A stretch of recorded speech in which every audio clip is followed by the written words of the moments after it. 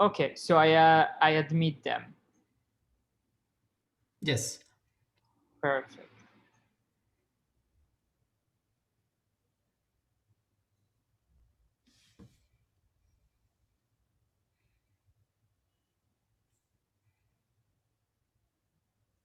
Hey everyone.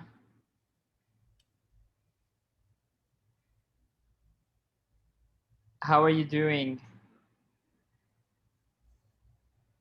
Do you need an energizer or you are all well? Okay, perfect. Seems like everyone are well. So Francesco is already online. Um, Hi, Francesco. Hey, hey. Hi, everyone. And yeah, so this workshop is about sound design.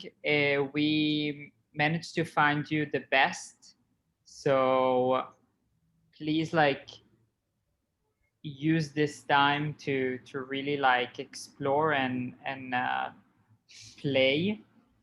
I will be here for moderating the chat and for any technical issues. Um, just before, I'll just remind it again. I hope all of you downloaded Ableton Live 10. Is there anyone that didn't do it yet? I haven't. Oh, so it's time to do that because you're gonna use it throughout this workshop. Where can I find the link? It is in the workbook, but I will send it right away as well. Thank you.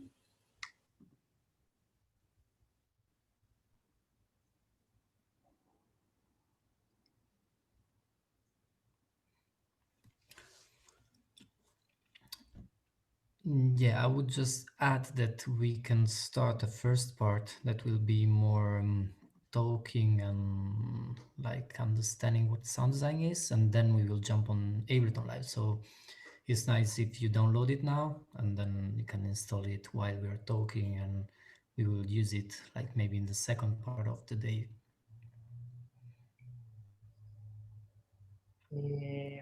Great. So, Francesco, all stage is yours. I will be a silent observer, so my screen will be shut down, but I hear everything.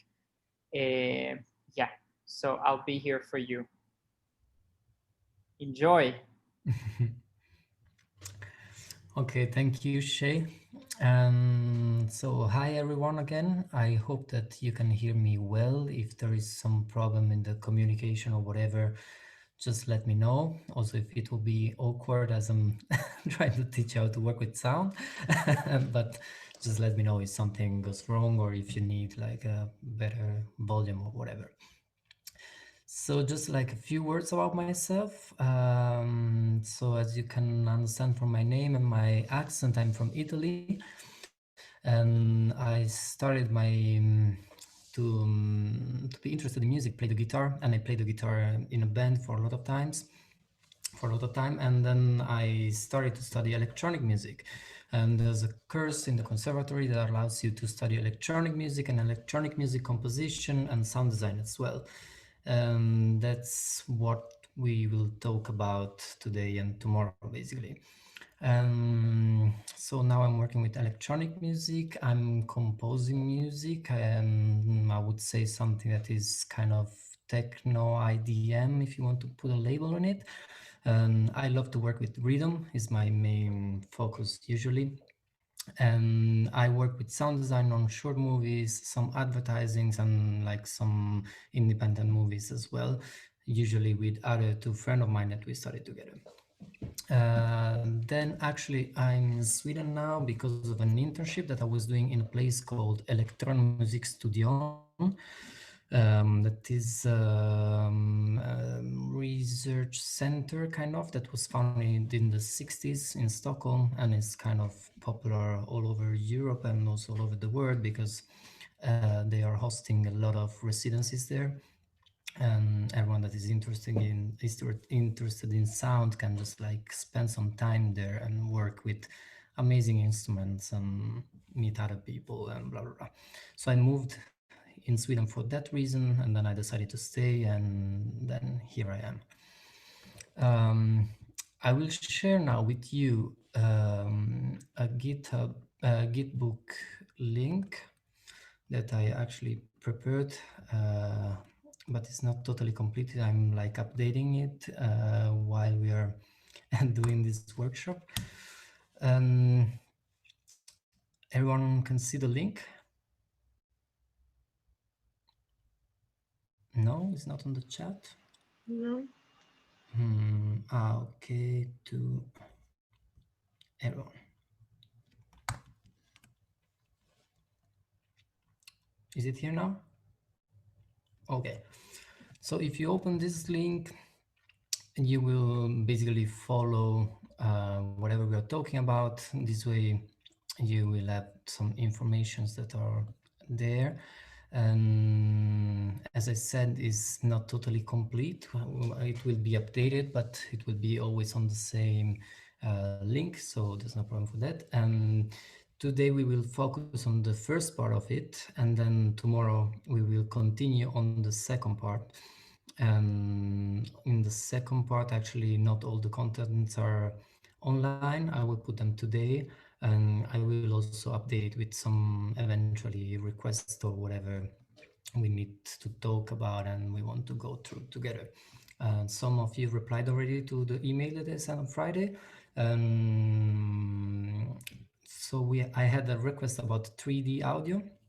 I don't know exactly from who, but anyway, is kind of advanced, so we will talk about that tomorrow, as we will have the last part of the workshop in which we will try to have a deeper look into more advanced techniques that can be used, and 3D audio is part of that.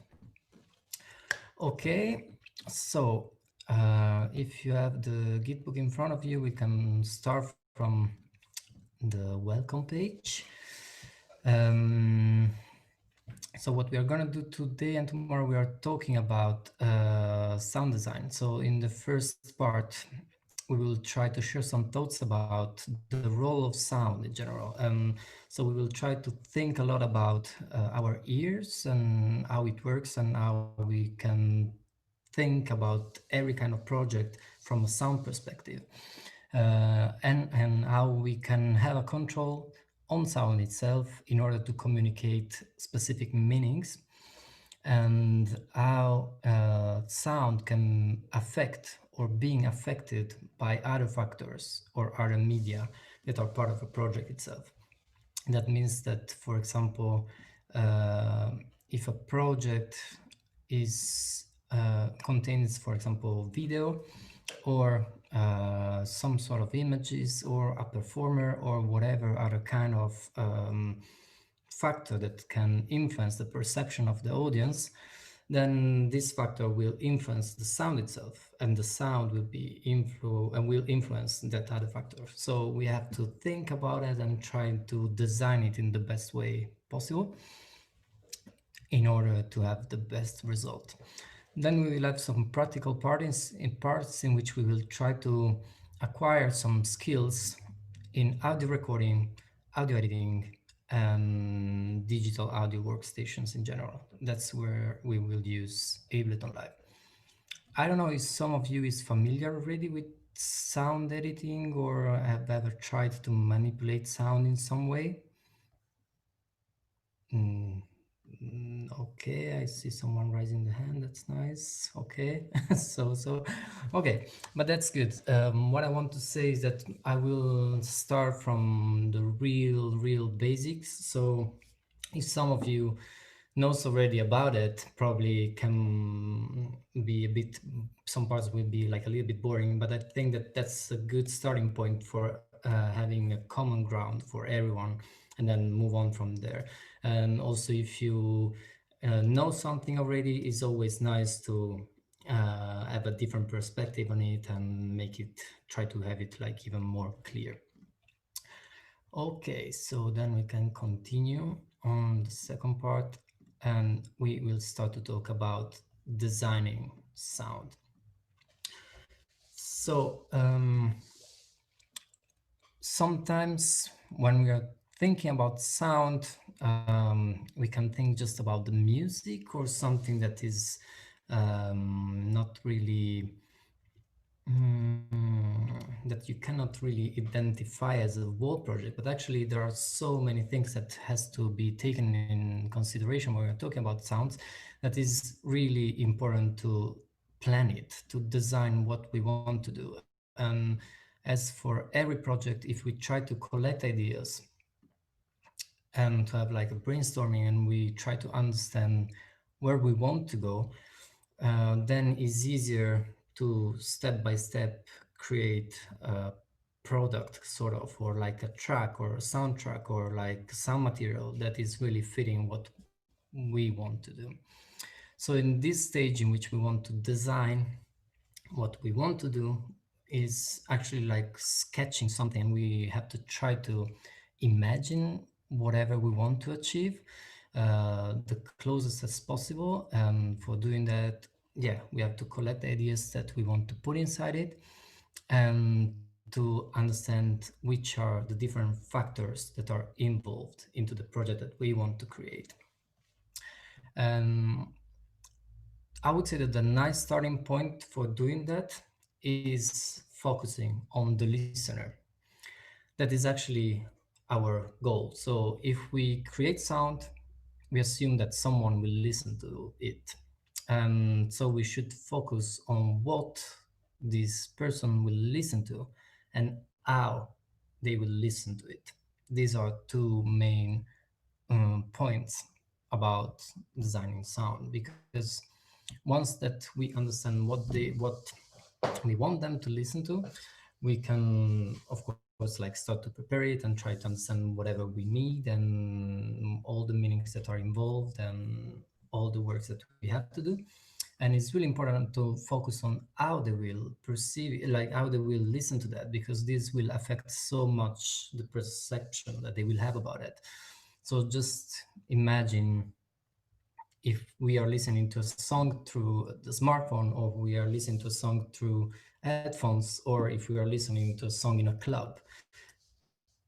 Also, if you're listening to the same song, we will have like a totally different perception. And it's not just about the quality of the sound itself, because through the cell phone, maybe we will not have bass, and in a club it would be super heavy bass.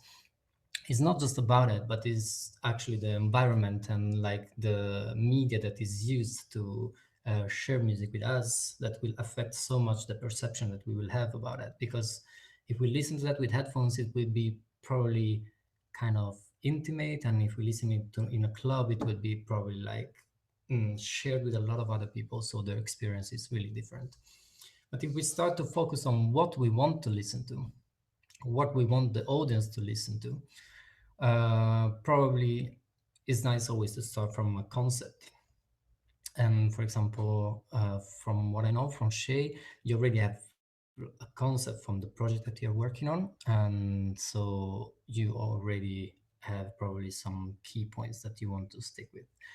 Um, so when we are thinking about the concept itself, we should think, if, as I said, if we work just with sound or other media are involved.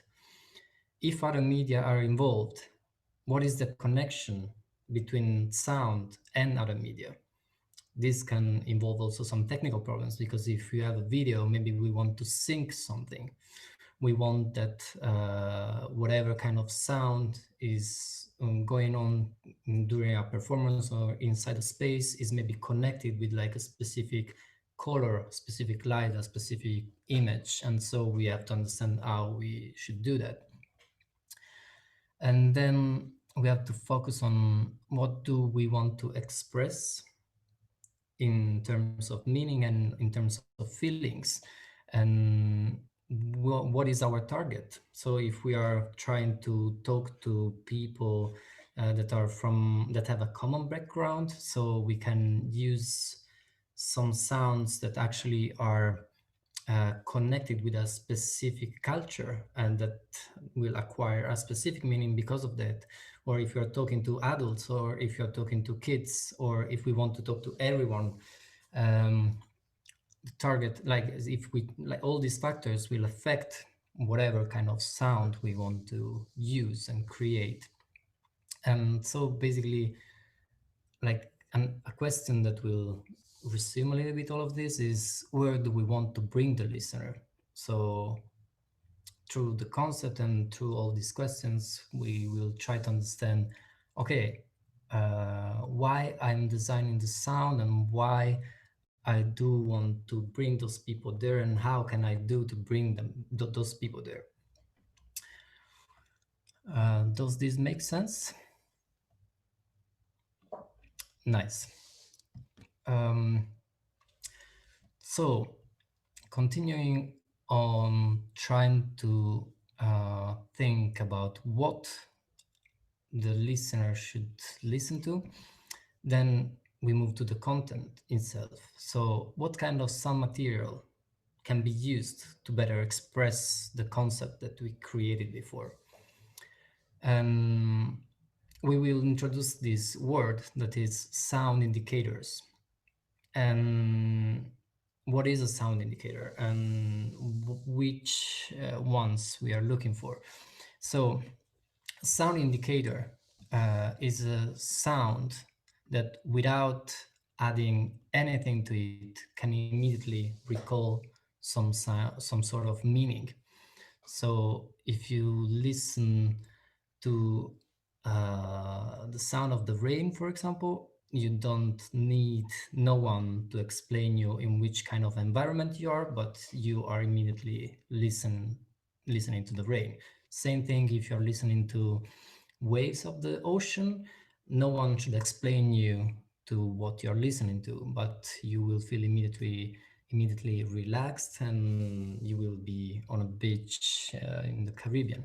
And if you are listening to some steps, no one should explain you what is that, but is it already like someone that is just like walking in a room, or actually you can have more information, you can understand in which space they are moving, just listening to steps of someone. These are all sounds indicators that can recall immediately an image, that can immediately let you connect the sound to something else. For example, a voice is like a super strong sound indicator, because if you want to have like a human presence in whatever kind of things you're doing, you have like some sort of voice that can be like someone singing, someone talking, and then like it would be super strong human presence in it. And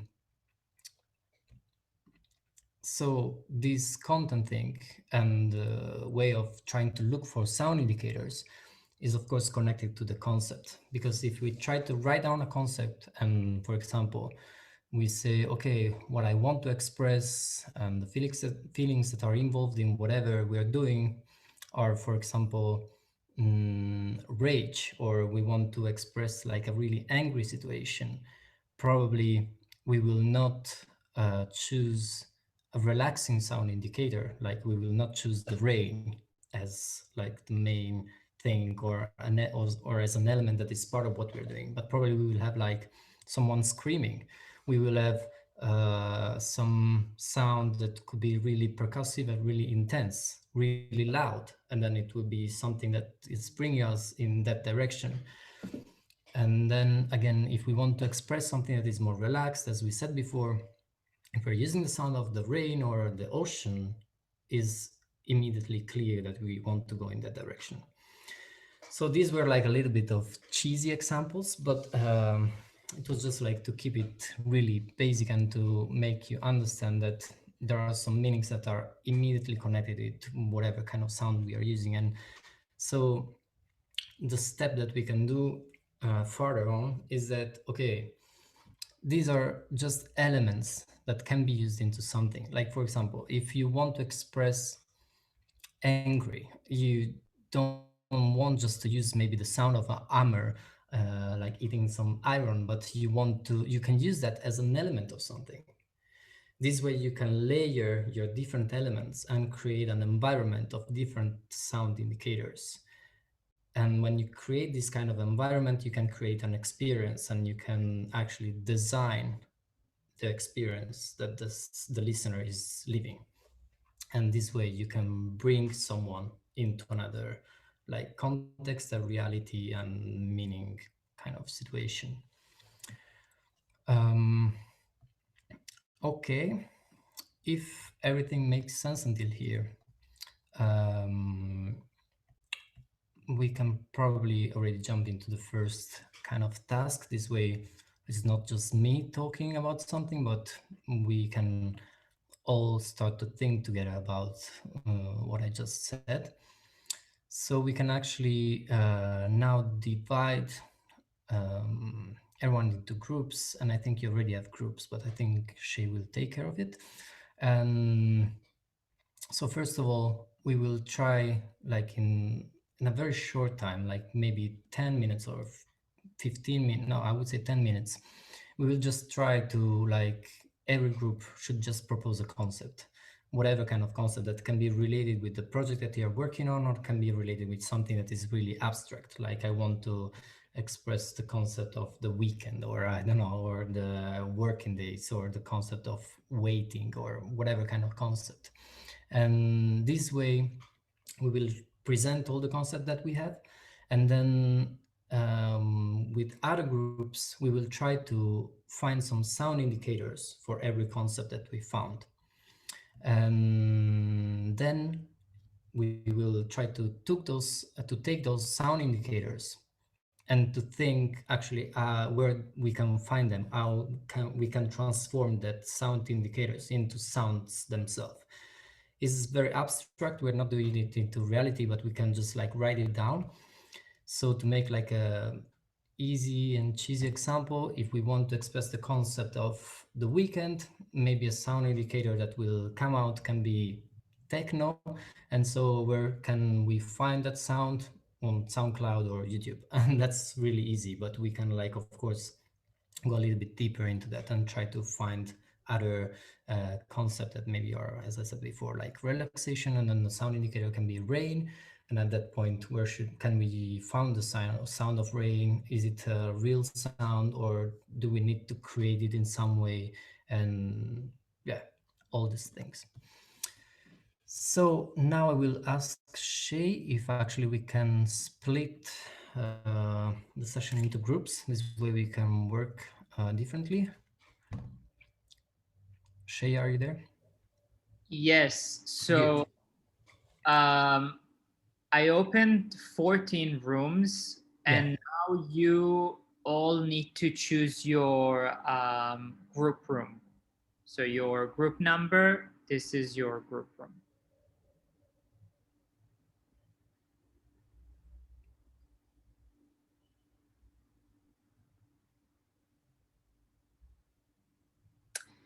And Francesco, I set the time for 10 minutes. Perfect. So it will close after 10 minutes. Nice. Then after that, maybe we will have like one person per each group that is explaining the concept that they found. And then this way we can interact, not everyone, but just like having like someone that is representing each group. Okay. Okay. I can't find where to choose my like a room. I can also assign you. Wait a second. Where are you, Joyce? Which group? 2? Yes, group 2. Thank you. Me neither. I can't. I'm also in group 2. Same for me. Okay. So Adrian. And same for me, Shay. Also group 2? I'm in group 13. Wait, Louise or Yeah, Louise. Okay, so wait, Louise, group 13.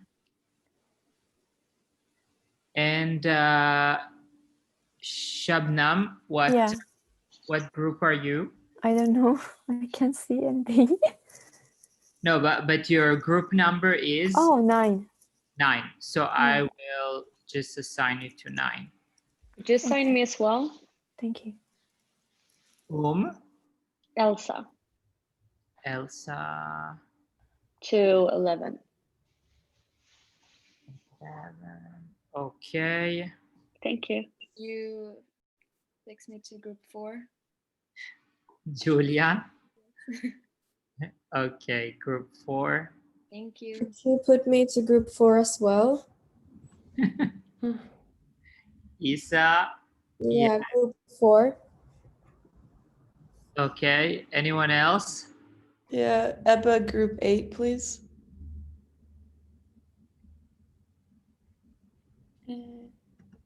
Yeah, and group 1 for me is Who's that? I just cannot see that. Ah, Hannah. no, Hannah. Yes. Which group? 1. 1. Thank you. Sandra, Pietro,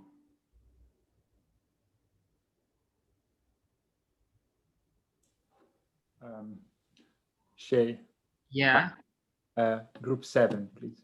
7.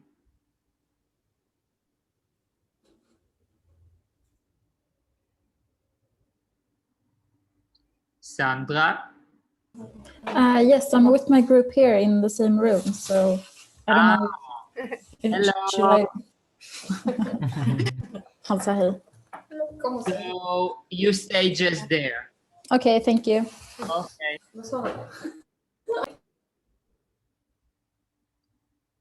Cool.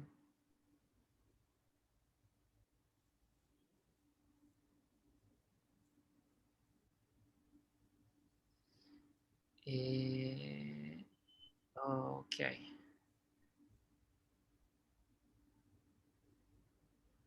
I wonder, Francesco, if it's better to make you a host and then, or maybe it's too much of a hassle for you. Doesn't matter for me, as you prefer.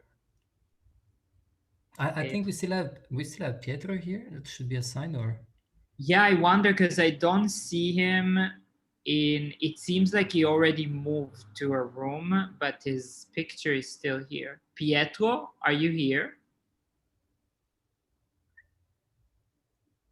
No, I think he's not. Yeah.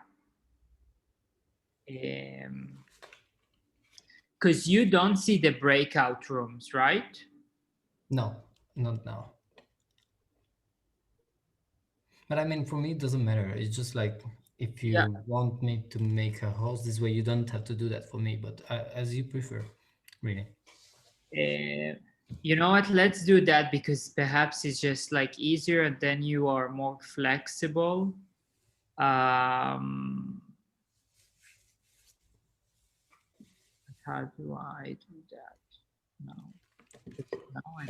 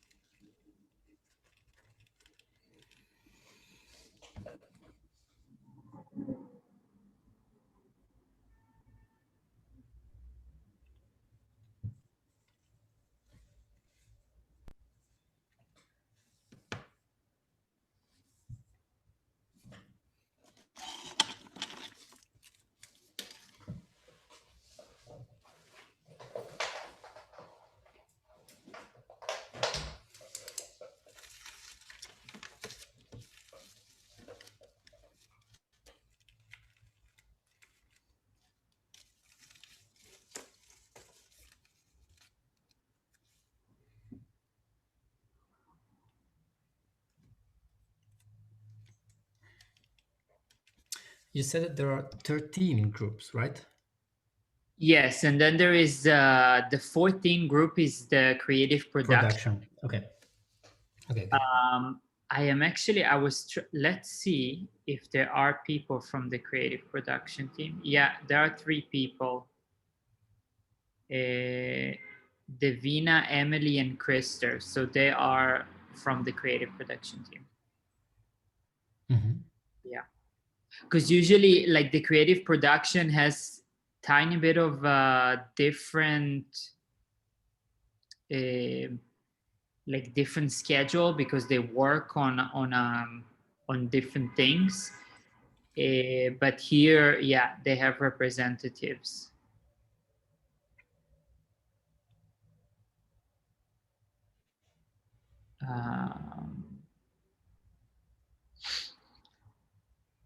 Okay, let's see. I'll stop. I will withdraw your co-host and then I'll make you a host. Let's see if I can do that. No. No. Okay. Okay, never mind. Because No, but it's fine for me. recording and yeah, it's. I just have another quick question. So if they have to share some files with everyone that maybe we want to listen to something that they made or something like that, is it possible through Zoom or should we go to something else like Dropbox or Google Drive or? That's a good question. Well, like what you can do, you can share, but I wonder if it's also just visitors, that you can share your audio, like your. No, yeah, for that, but that is just something that I will do. But if like we want to listen to like individual things that they worked on, maybe we can just like share a folder on Google or something. That's better. So you have like a folder and then they upload whatever they need there. Yeah. That then you can play it. Yeah. To everyone. Makes sense.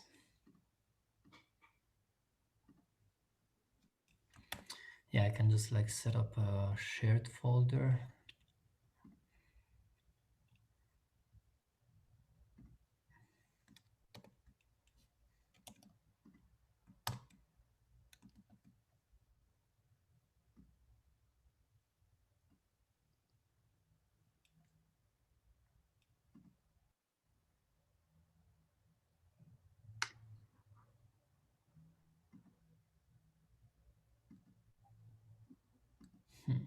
Okay.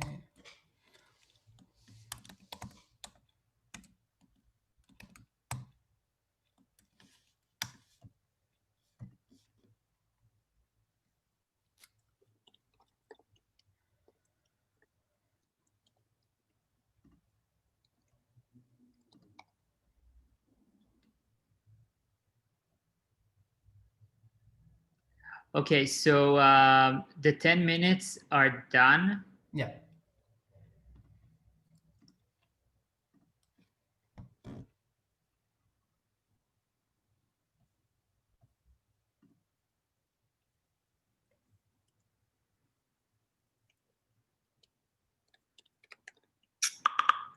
Nice. So we will see when everyone is back, when everyone is connected, right? Because I cannot see it.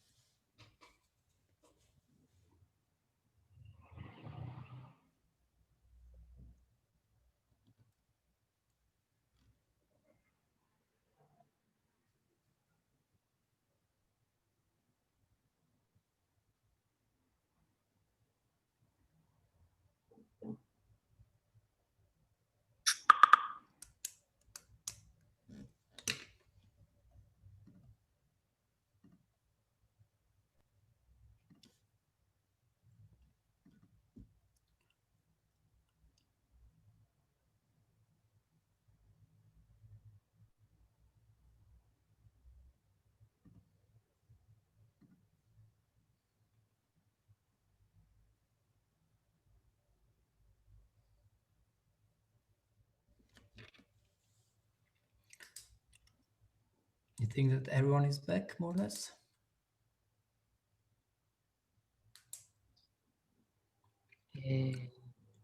Yes, it seems like it. Like nobody's in breakout rooms. Okay, nice.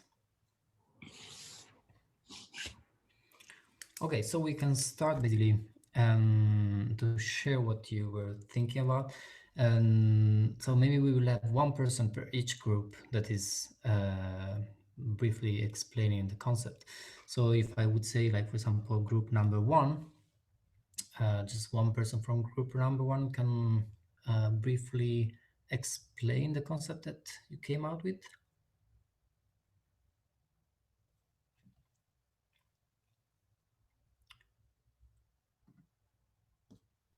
Yeah, hello, sorry. No worries. I'm the only one from my group here, so I didn't do so much. Okay. Yeah. I don't know, like if something came out to your mind, like about like whatever kind of concept that can be expressed, or if you have something related with the project that you're working on with your group. Okay, I think we want to have something that describes the or has a sound of like space or like being in space.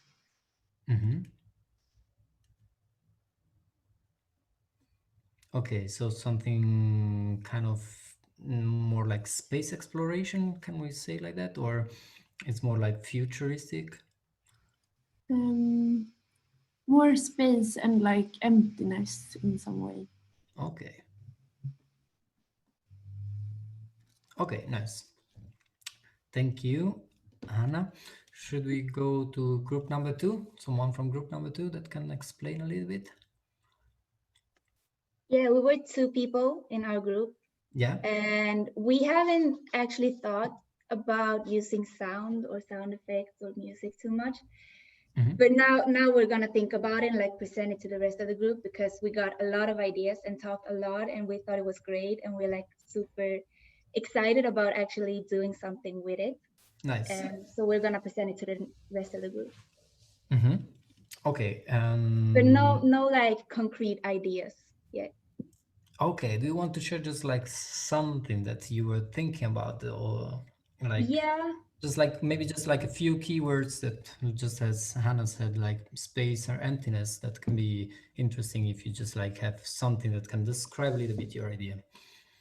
We were thinking about using sound for like an introduction. And we were thinking dramatic. Okay. Use the drama, yeah. But we don't know, like we had to present it to the group also, but we were just creating like ideas, but more, Adrian, help me, Adrian. Something like, I don't remember. I was also I'm in Joy's group. We were thinking like, because we are doing our idea as a power mural, and we were thinking to like set the mood in the beginning. We were talking about different kind of different music and like more to set a feeling in the beginning, and then we were talking about what music like describes power the best way, and that was what we discussed, and we said that we should take it with the rest of the group because it was only me and Joyce here. Yeah, but that's fine. Let's just like say, I will just like take a note that you want to set up like a feeling, and the feeling is drama, then dramatic, basically. Yeah. But it was quite hard. It was a little bit hard because we're like playing with both power and like the feeling of powerful and the feeling of powerless in our idea. And we're kind of struggling with like, if we're gonna mix them together, the powerful and the powerless, or if we're gonna have a separate view of it. Or like not only with the sound and the music, but now also thinking about that, like, are we gonna, it's yeah, ideas, I don't know. Yeah, but that's good. That's good. Okay, but so yeah, okay. I would say that we can just like take note of this one, like dramatic feelings, and then like we know a little bit about the background, but that could be enough to try to find some sound indicators. So we move on like to group number 3. Yes, hello. We discussed more of because we have like one direction sort of, or several directions within our chosen concept, which is like the power of beauty and or privilege. But during these minutes we talked about like the sound of you looking at yourself in a mirror. And depending on how you, if you see yourself as beautiful, maybe there's one sound for that. If you don't, there will be another sound, and so on. So kind of like sound of beauty and sound of ugliness in some way. I mean, like I mean, it sounds it sounds harsh, strange, but okay. Yeah. Okay, nice. Okay, we can go on with group number 4.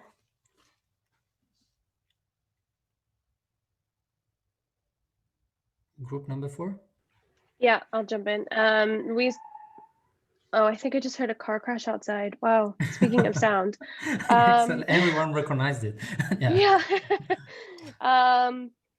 We spoke about what is the sound of femininity. Okay.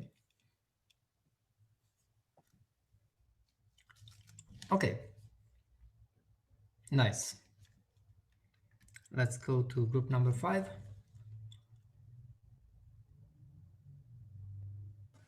Yeah, hi. We spoke about someone like I'm sorry. We spoke about someone who's going to work like on Monday morning. So we need to find sounds for that, like on the subway and people speaking and yeah. So Monday morning, I'm going to work. Okay. And it will be more just like more the description of it, like you don't have a specific feeling connected with it. Like, I mean, would you suggest that going to work on Sunday morning is super boring, or you're super lucky if you have a job to go on Sunday morning, or you're just like super happy to go there because you can see your coworkers, or you hate your coworkers and you don't want to go there? Like, is there some feeling that you want to connect with that, or it's just like more like a story, like going to work on a Sunday morning? Yeah, it's just like a story, and then neutral. Yeah, exactly. Okay. Okay, group number 6.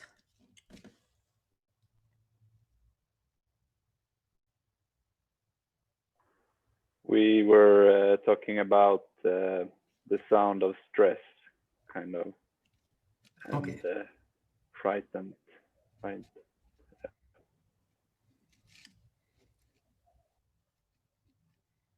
Okay, that's interesting. And then group number 7. Hi, it's just me. Yeah. Our project is about empathy. So I don't know if it's too broad to say like sound of empathy. And being empathy, some kind of connection, maybe, I don't know if you can say sound of connection. Yeah, I mean, like from my perspective, it's a bit challenging to try to represent that, but that's really interesting because it's challenging. So empathy and connection. I don't know. Yeah, I mean, like that's for sure like a concept, and it's something that we can see, like if we like sharing this, like just in the next activity, what people can come out with, like what is describing the sound of empathy and connection. So let's use it. Is perfect. Then group number 8. Thanks. Pietro. Yeah, or Sarah, do you want to go? We were thinking about simple thing. So we thought first something away from our idea, but then we said, after we heard everybody, we said maybe we can relate it to our idea. We thought like the sound of equality, or like the sound of growing up to be strong. Something like in this area.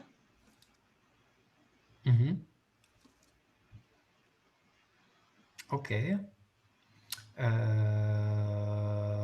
Same here. I mean, like, yeah, let's take it like that, equality. Also here it can be more like a story than like something that is growing as equal and is not really connected with like feelings, right? I mean, there's nothing, or would you try to express equality as something positive? Or yeah, of course, it's not negative. Yeah, I was trying to understand what kind of feelings can be related with that. What do you think? Like, what, in which way you can describe a little bit better, like equality in a feelings perspective? Yeah, maybe like Eva or Cornelia can help me. Like we are having like equality, gender equality idea. So, and like how like society can see the woman to be an equal, like we are searching for the balance of equality. Yeah, that's already something that is adding meanings and ideas, probably like the fact that it's gender equality. So it's something more specific that is involving, like, for example, human being of different gender and like some activities that are probably just like for, yeah, I think that there are more ideas on that probably. So we can set gender equality as something that can be expressed through sounds.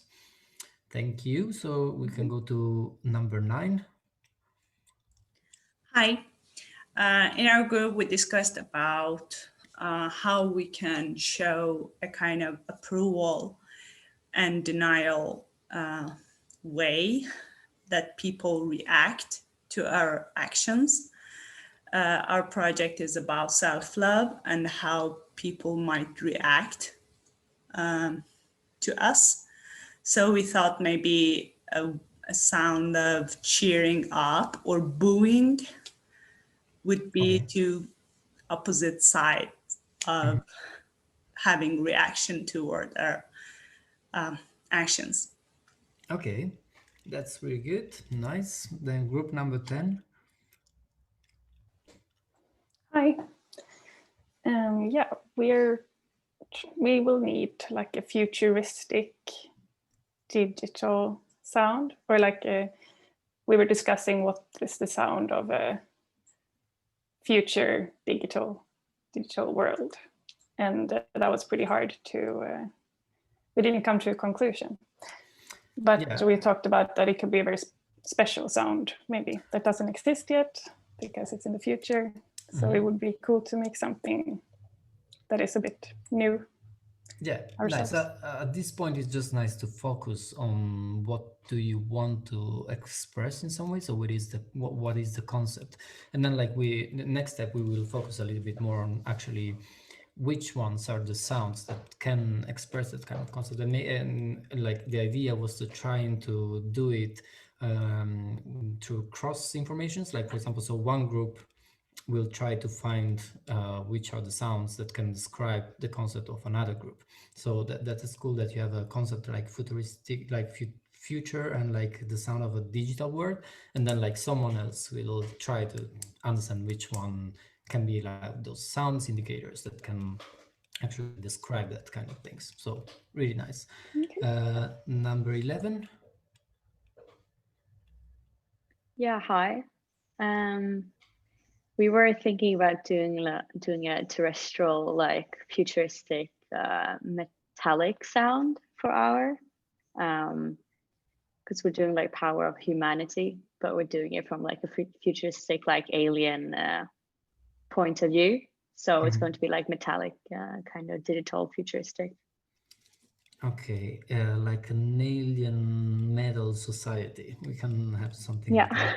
Okay, so it's just like aliens that are coming to Earth, or it's just like everything would be more outside the planet, or like on different... Yeah, exactly. Kind of like looking down on Earth. So like there's no like earthly sounds. It's just like inside their kind of environment, the spaceship or whatever. alien spaceship. Okay.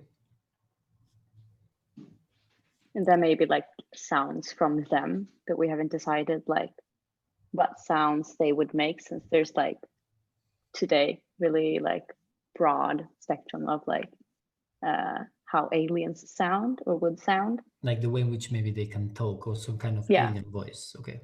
Yeah. Okay, nice. And then number 12.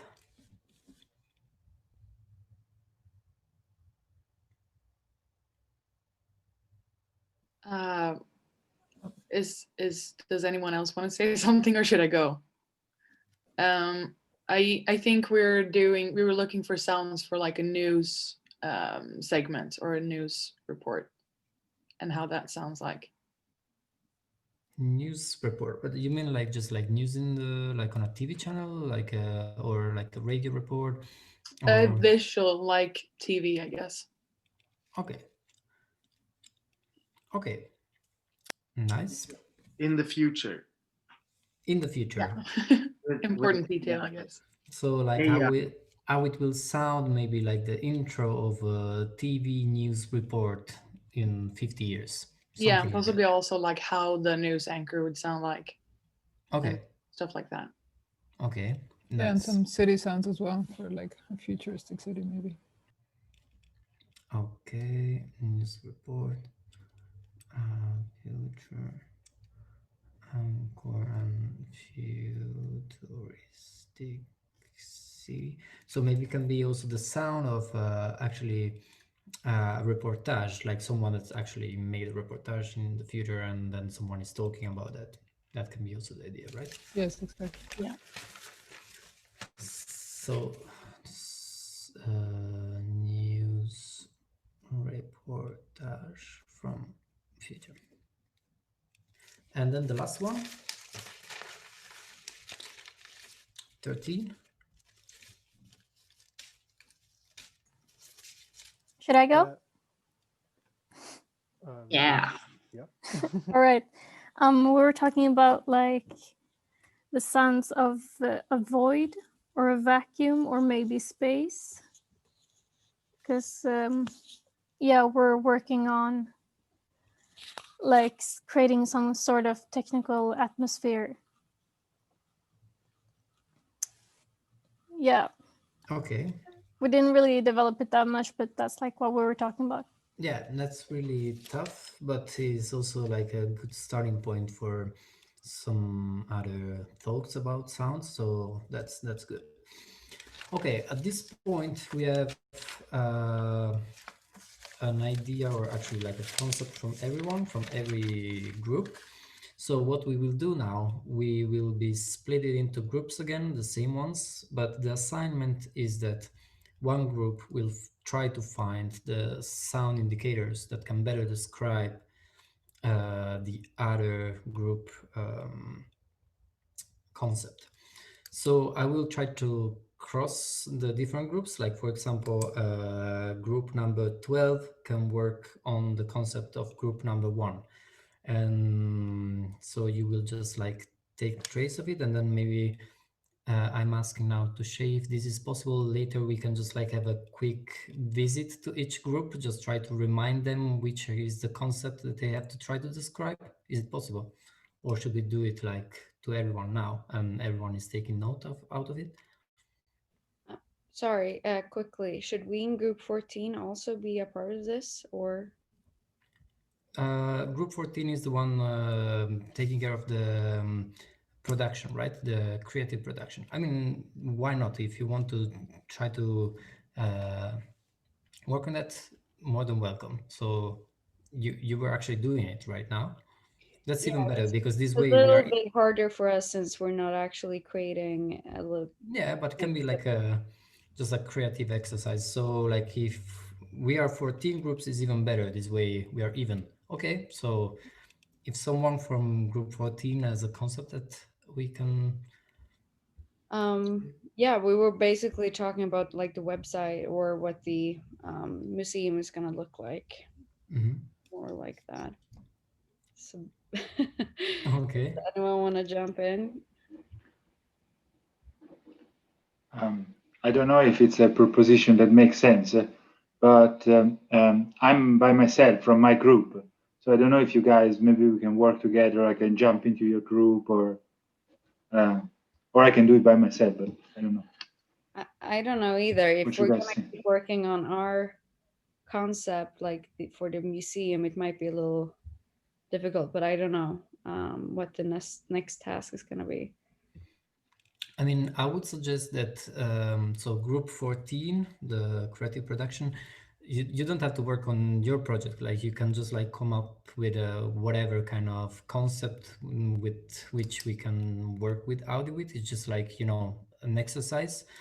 Yeah, Pietro, I would say that actually, of course, if you want to join a group, it can be better for like social reason. If not, like you can also do it by yourself. It's just like maybe like different effort in doing something, but I don't want to say that you have to do in some way. So for me, whatever you decide is good. Actually, if we have 14 groups, it's better because it's easier to split them in two different parts that can work together.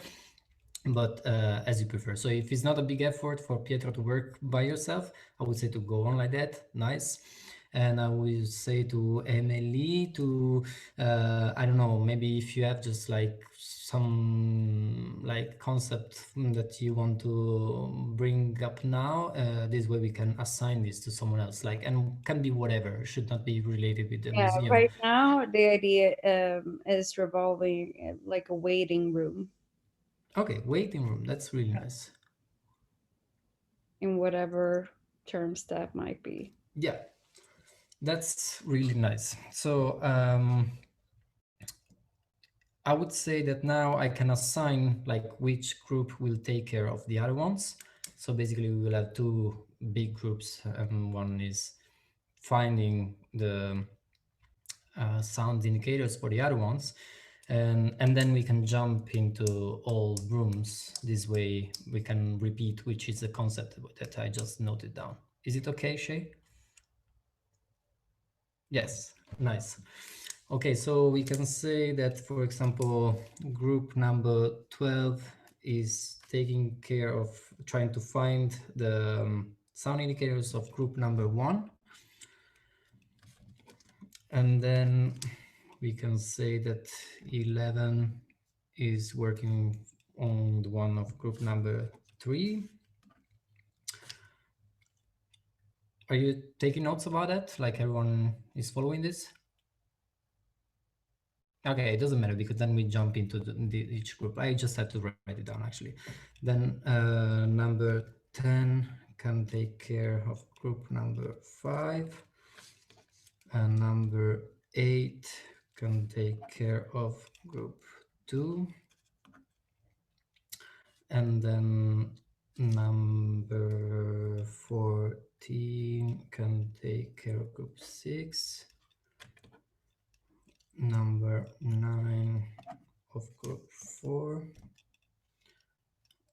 And then what do we have?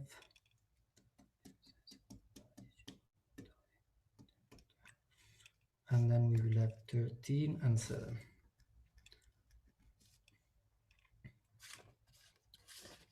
Sorry, but did you say team 3? Yeah. Yeah.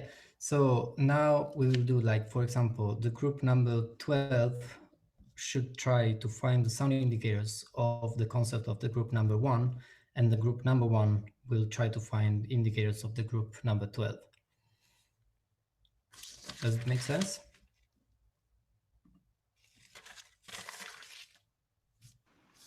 Yes. Yeah. So now I have all written down. So what we can do now is break out rooms again. I would say for other 10 minutes, maybe a little bit more, because it will take a little bit of time for us to go through each room. And then we will just jump quickly into each room, revealing the few keywords that are expressing the concept. This way you know what you have to work on. Is it okay? So if it's fine, we will break up rooms now, and I would say for 15 minutes, and we will just like jump each room just to repeat which is the concept that you have to try to describe.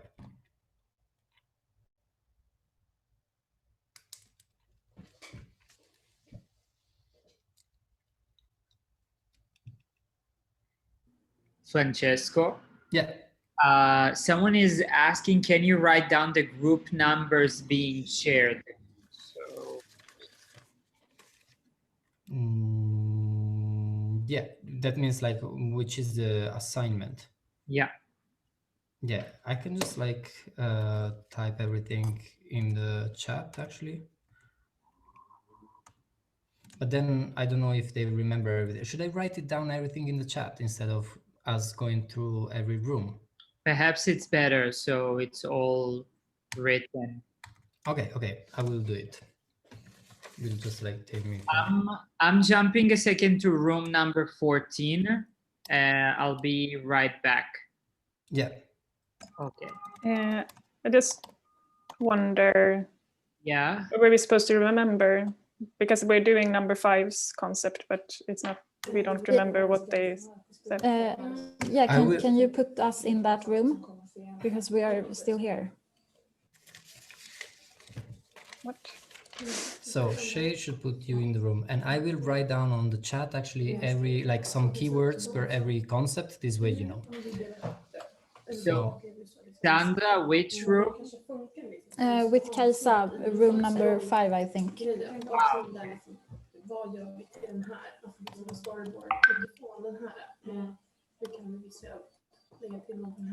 And Kajsa? Yeah, I'm just a little confused. Yeah, or what? What were you thinking? So you want to go to room number? No, yeah, I can go myself, I think. Okay. But I was just a bit confused. Are we supposed to be in the same group room as number 5? I thought we were going to be alone and discuss 5's concept. Yeah, I'll just go and see what happens. Cool. Whatever, I don't know. Francesco? Yeah. Which group did group 13 have? 13, number 7. Yes, okay. And what was their like keywords? I will write them down, all of them. This way you will have it in the chat. All right, thank you. You're welcome. Hello, I'm sorry, can you put me in breakout room 10?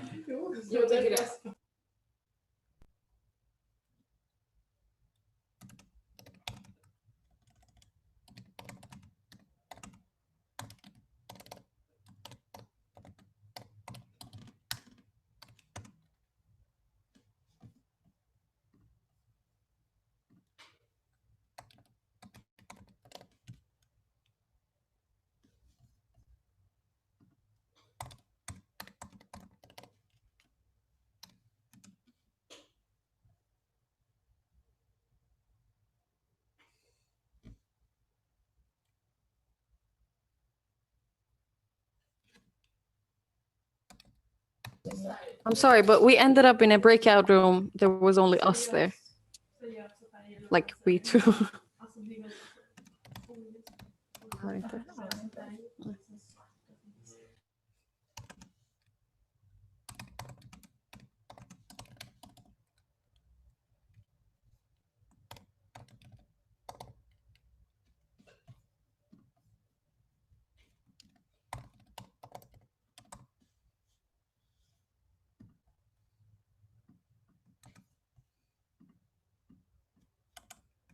Francesco?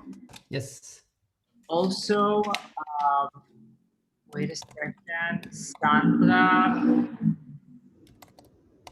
You go to 10. So,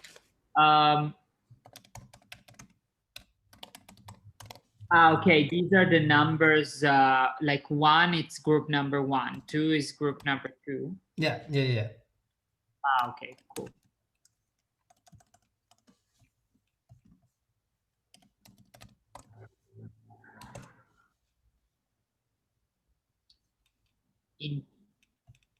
Indira? Indra?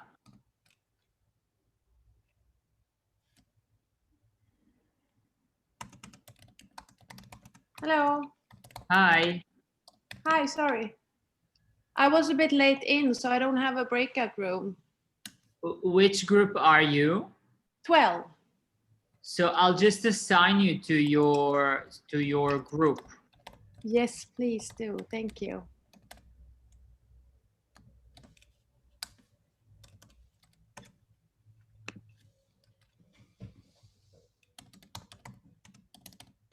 And Pietro? Yeah. So you're the only one from your group? Yeah, except the fact that Berg is trying to connect, so we're soon gonna be 2. Ah, okay, okay. But no, but go ahead. No, I just wanted to ask because like otherwise, would you like to join another? Oh, I see Berg now. Yeah, so maybe you can put us in a room. Which group do we have to? Which concept? Which group are you? We are group 7. Should we work on another group concept? Yeah. No, you are working on sound of empathy or connection. Which is our sound. Yeah, and you try to describe the one of number 7. 13. Yeah, you're coupled with number 7. That is no, wait, you are number 7. So you work on number 13. Okay. It is vacuum and space atmosphere. Here you are. That's a nice techno atmosphere. Vacuum space atmosphere. Yeah, that's the one that you're working on. A good title. Yeah. Okay, then. Hello. Hi, Hannah. Hi. Could you maybe put me in number 12 because I'm alone from my group and I'm working on their sound concept and they work on mine. Okay, okay. So what's best to do? So I'll assign you to number 12.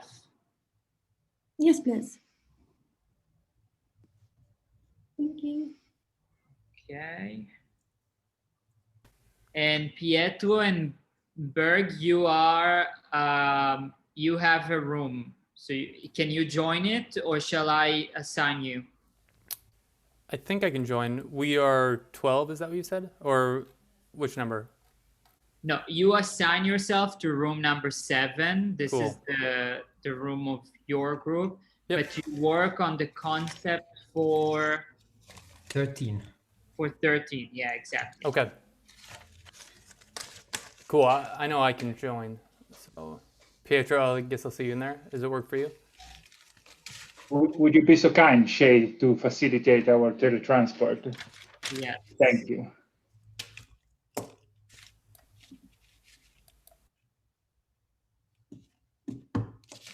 Wow, okay. Now it's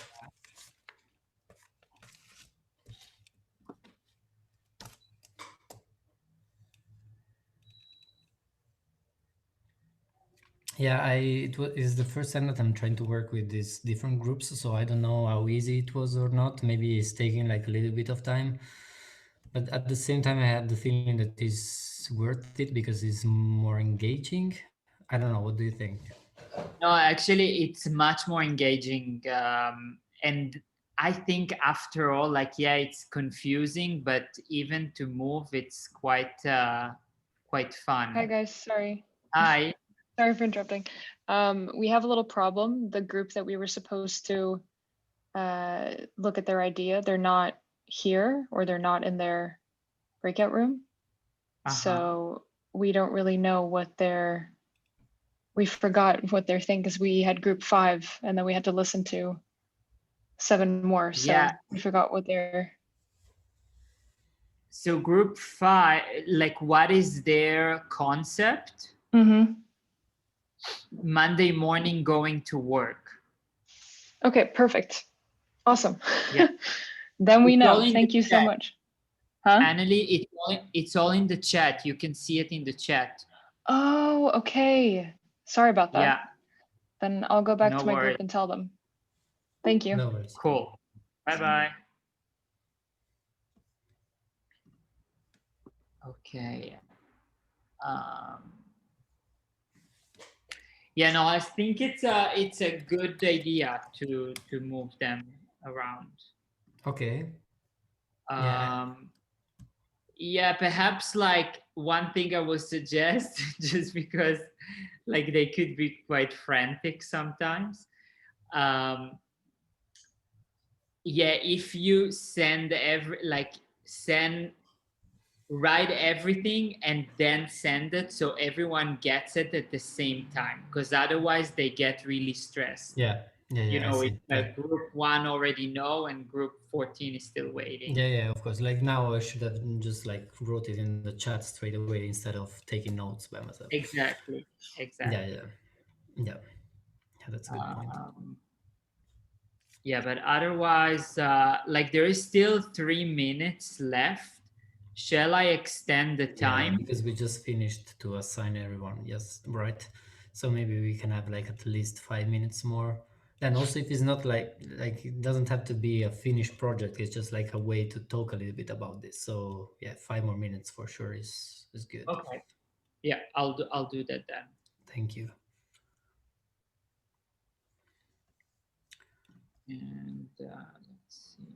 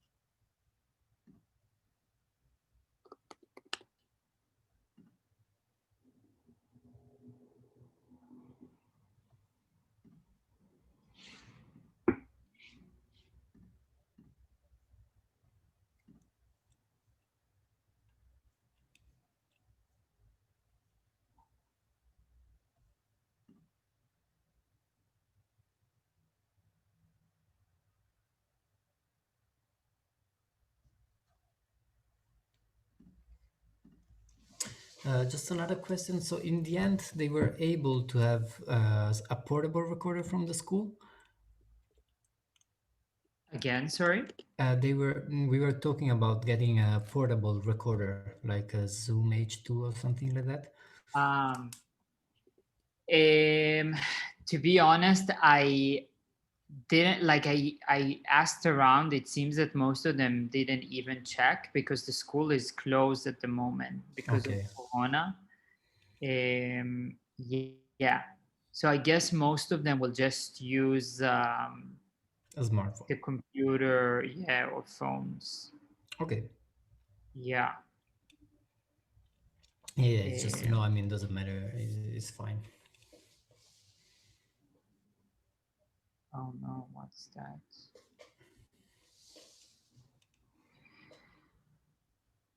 Yeah, it's been like really difficult actually, like to assemble everything and make sure that, you know, all mentors and speakers are getting everything they need. Yeah, no, I totally understand that it's so complicated. And with this, then now like they're also trying to have bigger restrictions everywhere, so it's really complicated. Yeah. Hey. Hi. Are we supposed to be back or? No, I actually extended the time, but wait, why is it not? Oh. Yeah, so take extra 5 minutes. I'm just writing it. Okay, we'll go back. Bye. Yeah. Bye-bye. Oh, I can't go back. You have to send me back. Which room? 11. 11, just a second.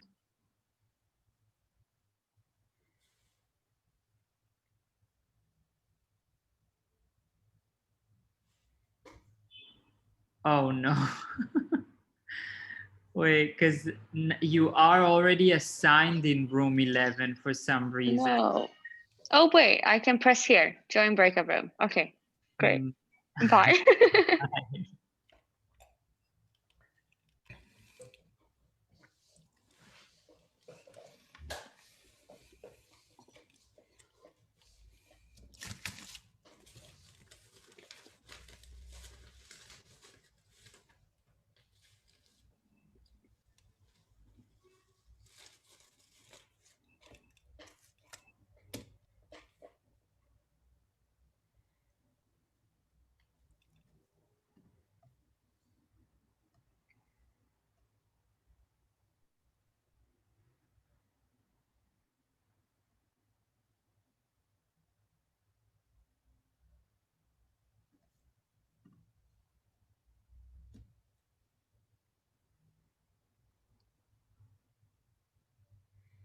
So every lessons of this module has been done online? Wow. Yeah, yeah. Have you had the time to go through the website? I checked it, yeah. I read like not everything, but like some part of it. So yeah. No, it's really interesting. It's very well made. Yeah, so it's everything online, and we also had like people really from all over the place. Mm-hmm. So yeah, also like in, you know, if someone is calling from Brazil, so you need to make sure to be on time, or like to facilitate all the conversation before they actually come in. Mm-hmm. Yeah, but it all worked well. Nice. Yeah.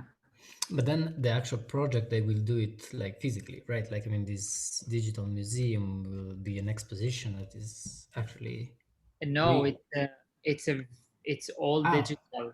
okay, okay. It will be like a virtual space, and yeah, like let's say that in terms of where we would like to see it, like myself and the other industry leader. So we would really like that this will develop into a real physical space. But right now, it's impossible.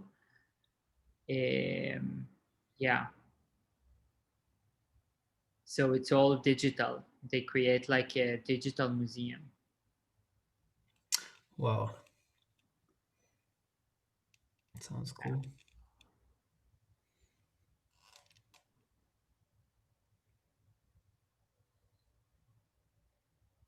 But how is it you right now in Stockholm? Like, is it? You mean for the COVID thing? Yeah, yeah. So actually, okay, is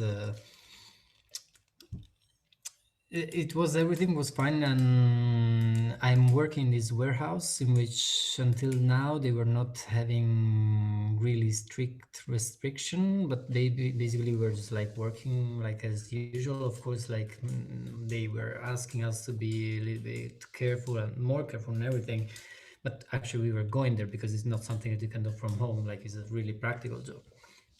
But so the thing is that yesterday we got a message, like a group message, that they will have more restrictions now. Like we will not be able to be more than 5 people in the kitchen, no coffee machine, like practical things like that would be removed just to try to avoid every kind of connections with everyone. Then actually I called in sick today. I'm probably will call in sick tomorrow as well, also for this thing, because okay, we'll talk about that later. But sorry, but we never, I thought you guys were gonna pop in and see us. Sorry? I thought you guys were gonna like go around and tell us whose group to do. It's all in the chat. We didn't get anything in the chat. What you don't see No, like chat? No, I think once you go in the breakout room, you don't have access. So we were just talking about our project. Oh, which group are you? 8. 8. So gender equality, this is your subject, right? Yeah. And then you needed to discuss group number 2, which is dramatic feelings. Okay. Yeah. Okay. But that's okay. That's okay. Don't worry. Okay. Did you at least like been able to use this for discussing your like group concept and? Yeah. Okay. Yeah, we were discussing ours. How was that? Yeah, good. I think we're excited for the rest of the workshop as well. Okay, I'm happy to hear.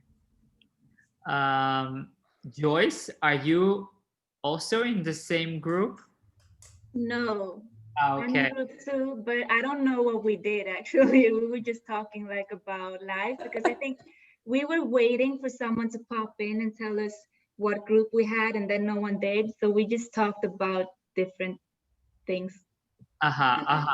So basically, once you are in the breakout rooms, you don't see the chat anymore. No. Whoa. Ay, ay, ay. We realized when like we saw the 5 minutes left thing. And when we saw that, we were still waiting for someone to pop in, and we had just been talking about like whatever. And that's when we realized that we didn't know what we were doing really, but we kept talking about, I don't know what, so.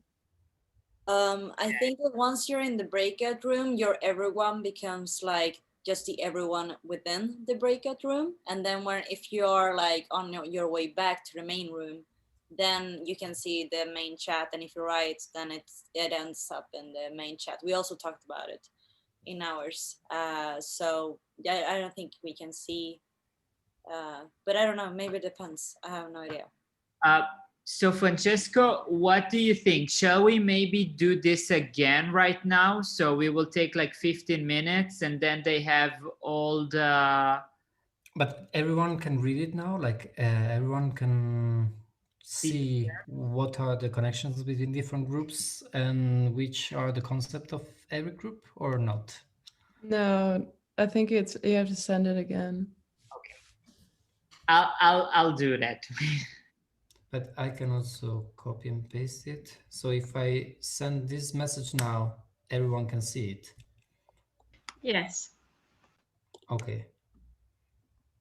And everyone is back, right? So everyone is reading it. Right. So you do it, Francesco? I will do it, but everyone is back right now, right? This way, if I'm doing it. Yes, yes. The breakout rooms are all closed. Okay, so we put the list again.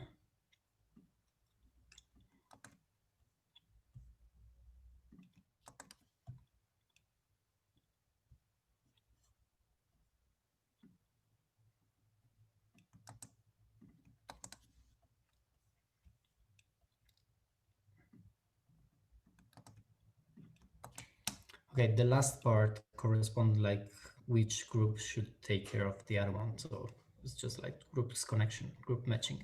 Maybe we can do it again, but briefly, just not to like spend so much time on that. I don't know, maybe 10 minutes or something like that. Okay. Okay, so just before I'm opening the rooms, you all see the chat. So group number 14 is discussing waiting room. Group number 12 is discussing group number 1. Group number 11 discuss group number 3. 10 discuss 5. 8 discuss 2. 14 discuss 6. Francesco? Yeah. Okay, so 14 discuss 6, 9 discuss 4, and 13 discuss 7. Yeah, and vice versa. So 1 discuss 12, 3, 11. And I will, let me see, because I think I can also send the message directly to each room. So I'll send you your concept just in case, okay? Cool. So I'm opening the rooms. So we're supposed to discuss more, but just kind of discuss and get an idea of what it. So basically, now you have a bit concept. Confused.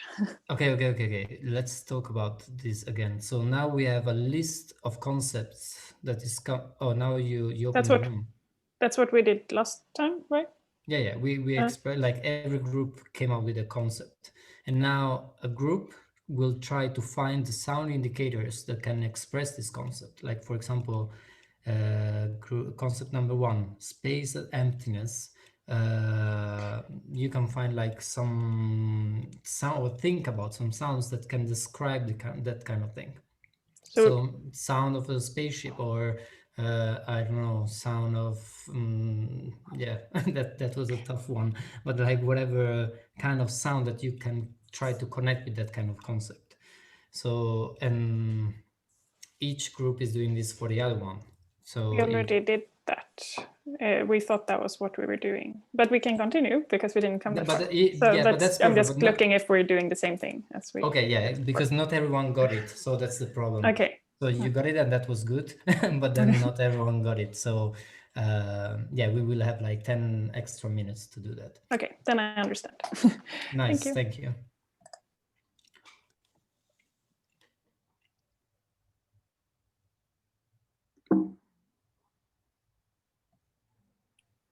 Just a quick question. Were we supposed to just discuss the concept, or are we going to find actual sounds for it? Imagine sounds that can describe the concept. So yeah. Okay, thank you. But just like imagine them, just like write them down. Like I think that like the sound of space is well described by a song of Björk. That's fine. I mean, like whatever kind of connection that is putting a sound together with an image. Okay, thanks.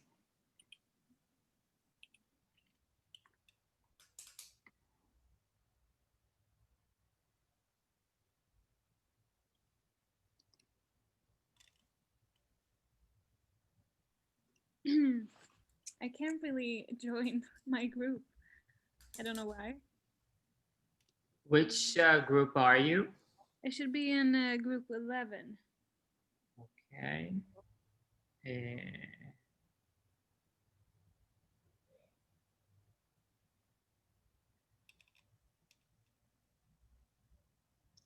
It seems that you are already like in group 11, so I cannot move you anywhere.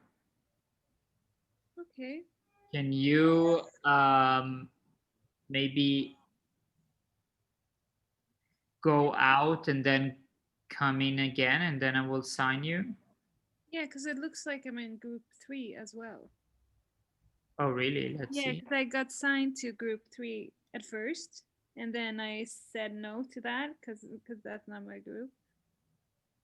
But I can go out and then in again. That's okay. Okay. Okay. Bye. Bye. Julia. Denise.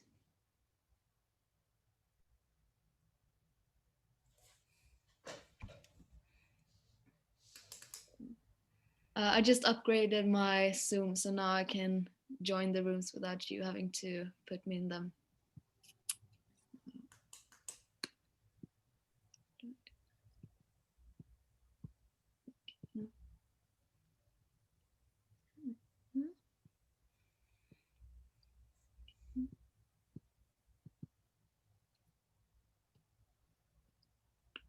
Hi, Isa. Hi, I had to update my Zoom, so I'm gonna join the correct breakout room now. Okay, okay, cool.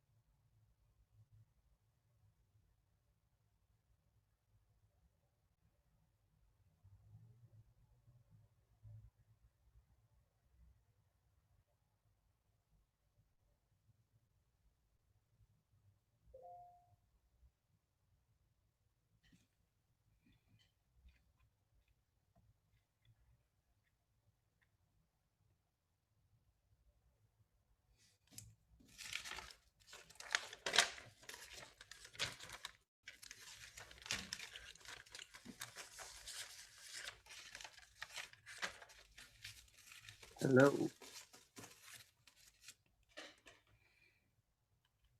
So the time is over. Yes. Nice.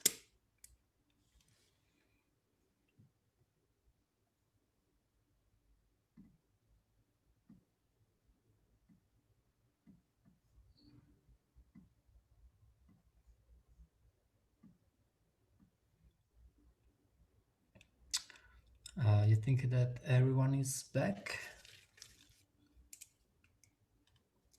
There are some people in room number 14.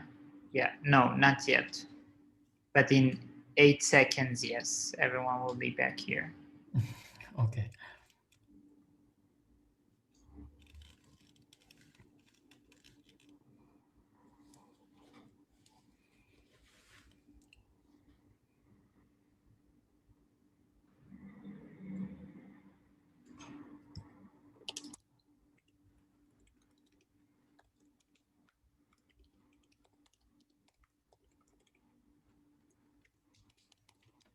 Okay, I would say that now everyone should be back, more or less. So first of all, I'm sorry if the task was not clear for everyone, and maybe some groups did it twice, but we prefer to give some more time to make sure that everyone was into that. So now we can start with the different groups and trying to collect information that we can have and try to understand what it came out. So the first two groups that were paired are group 12 and group number 1. So someone from group 12 actually can try to explain what you came up with to try to describe space and emptiness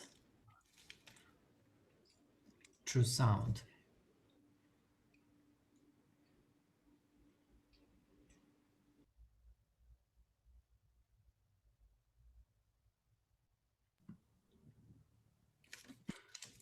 So who was talking before from number 12? Was Betty talking before? Or okay. I can go. We talked a little bit about just what kind of sounds that are in space, if there are any, because it's one thing to be like floating in space among the stars, and it's another thing to be like in a ship, like within this emptiness. So we kind of talked about that a little bit. Yeah. And then Robin sent a very disturbing link of screams. Okay. So we listened to that as well. But it was mainly just like very like ambience and kind of like I don't know if we discussed this before or now when we're talking about like what kind of sounds there are like in an empty space. Because it's not nothing, because if it was nothing, it would be like those kind of rooms where you sort of just can hear like your own thoughts and your own like heartbeat, and then you go crazy. But there's some sort of sound, but we focus on like ambience and the screams Okay. into the void. Okay. Yeah, actually the point is that there is actually no sound into space. That was a big headache for who was supposed to make the sounds for the movie Gravity. I think that was kind of popular a couple of years ago. Because the problem is exactly that one, that if there is no air, there is no sound, because sound itself is vibrating air that is reaching our ear. So if we are in a empty space or like in a place in which there is no air, like on the moon, there will be no sound. But usually like what we can think about is the sound that can be inside, for example, the like clothes of astronauts, or like a spaceship, or like whatever is bringing us there, in which, because of course like if we are able to breathe, then we should be able to have some air, and that's what we can actually listen to. But that's good. I mean, like thinking about those kind of sound, and like especially about the fact that probably can be something continuous, like so if we are thinking about that kind of space and emptiness is not going to be like a percussive sound or a sound that has a rhythm, but probably it's like something that is more continuous. Yeah, and maybe like yeah, it could have been nice if a suggestion related with music can come out, but that's good. That's really nice. So I think that now someone from group number 1 can talk about the concept of group number 12. That was a news report from the future. Yeah, I was thinking of yeah, exactly, because they described it as like, how can the sounds in the future when you're having like an interview outside, if I understood right, like how can it sound around you and like everything like that, and also like how could the intro for a news program sound like. The, we also talked about like, because I didn't know if it should be like how to say more not negative, but like, you know, like in Black Mirror, how do you say it? like a scary sound, or like a positive Yeah. vibe, or a yeah. And they wanted it to be like more positive. So then I just searched for some videos, and it was one I accidentally sent in the chat also. But I was thinking also like if it sounds around, like in the future, how it would sound like a metallic sound in some way, like almost hearing the building, the sounds of the buildings in some way. I didn't make it so clear, but like, or I think like metallic for me at least, it's like very futuristic, but it's not that like positive. So I didn't. Almost if like you can hear sound of a robot that usually like is made out of metal parts, and then I mean and can also be made of other parts, but then like usually you can have like this mechanic kind of sound. Yeah. Okay. And maybe the voice that would be out from a news report TV in the future, how would it be? Like, would it be human, or would it be like different, or like the new voice that you can hear in the subway, or it would be like I don't really know. Maybe a bit faster in some way. Sorry, a bit? Maybe a bit faster. Okay. Because we get information so fast, and like maybe it will be everything will be up speeded, or That's nice. Okay. Okay, thank you. So the next pair is going to be group 11 and group number 3.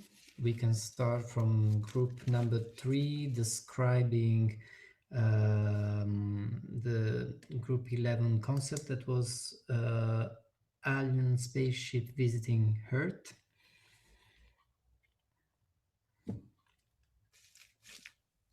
Yes, we have some nice references. Marielle sent a YouTube link from, it's like the sound of the planets. Okay. Which was really cool. Like, I don't know how they made it. I'll send the link here. Okay. Which was funny when you said, because the space is quiet, but here it's like sounds from how the planets sound. Yeah.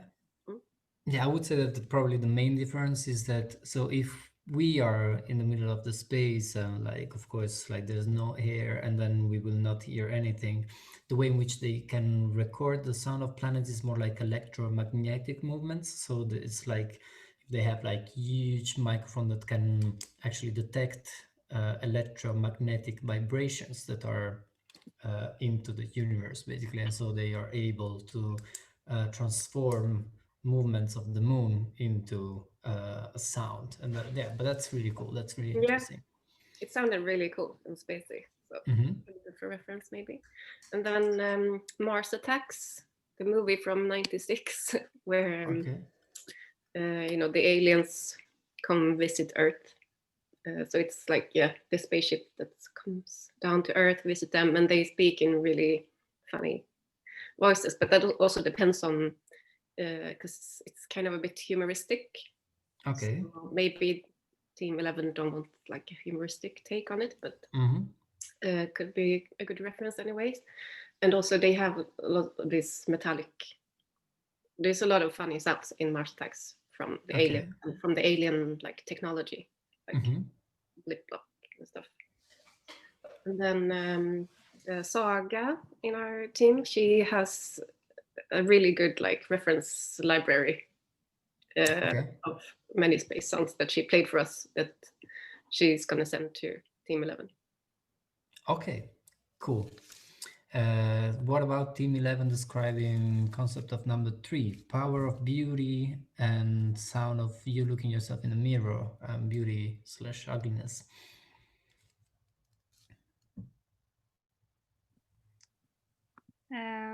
Yeah, we were talking about that the sound, like, I don't know if we interpreted it in another way, but the sound of like softness and gentleness, but also something dynamic, like a lightness in the sound. And if you're like writing something music wise, that it goes like in a major key. Okay. And also like, then there was the ugliness, right?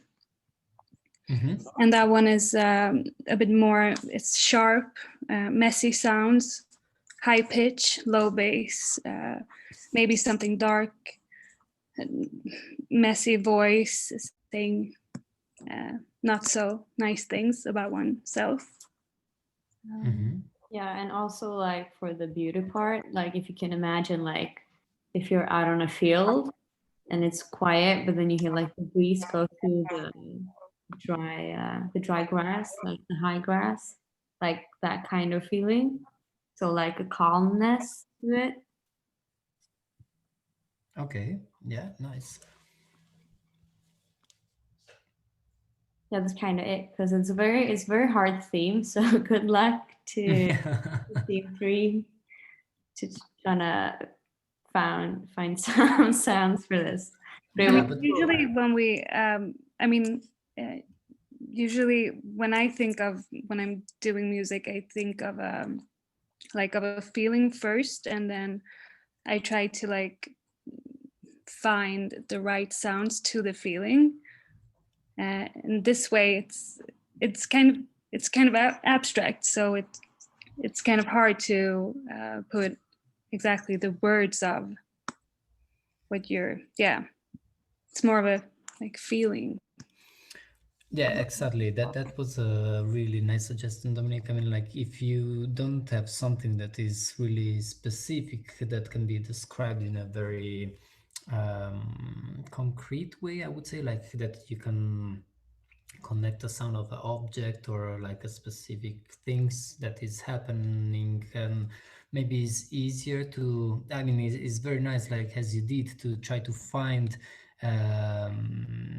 words that can describe what you want to obtain, like gentleness, softness, but some dynamic parts. And basically you were saying that beauty can be described as harmony, and ugliness is more like messy and noisy.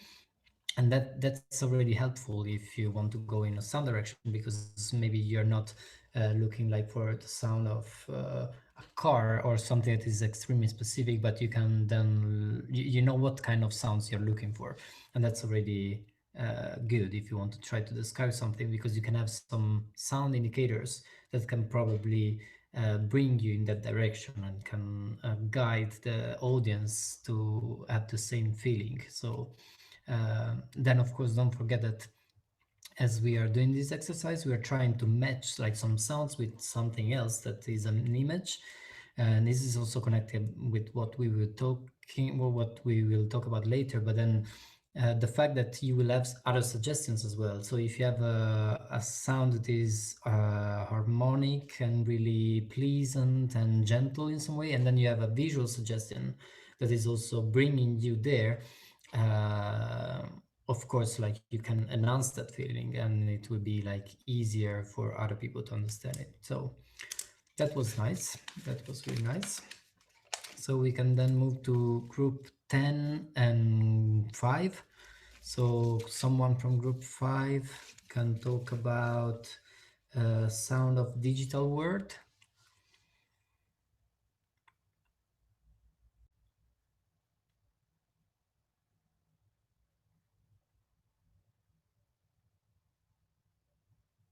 Someone more from group 5.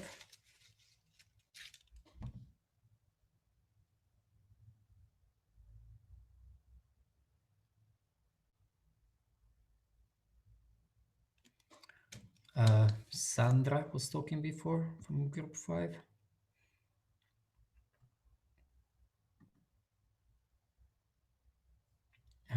Okay, no one. And someone from group 10 that can talk about group 5. Hey, I have no idea what happened, maybe. Yeah.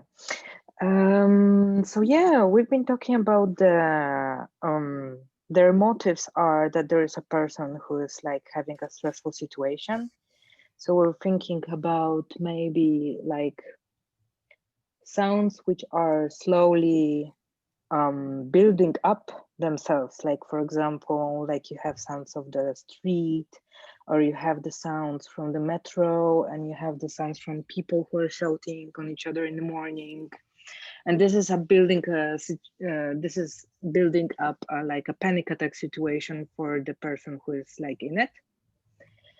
And then like are the sounds of like heavy breathing, or like, I don't know, trying to find something in the back, because the person who is in the panic attack usually does like can do like some random things, like for example, looking for something in the back. So yeah, we're thinking on like building up the tension with different sounds. Okay, tension. That was our main like anxiety. Idea.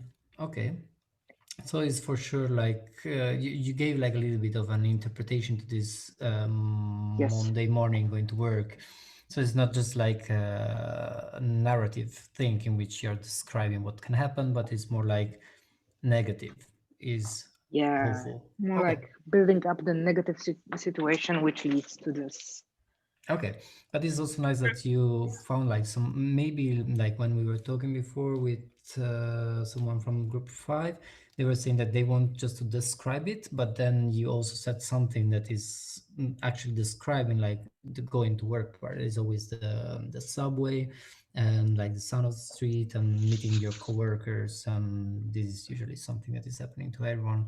Maybe we can add some other sound that are also part of the morning, like morning routine. I don't know, can be breakfast or sound of coffee, or keys in general that are just like used to lock something or open something. So maybe and yeah, we can add also some working place to this, like maybe it can be an office, or would it be like another kind of situation? Like, is it like a factory?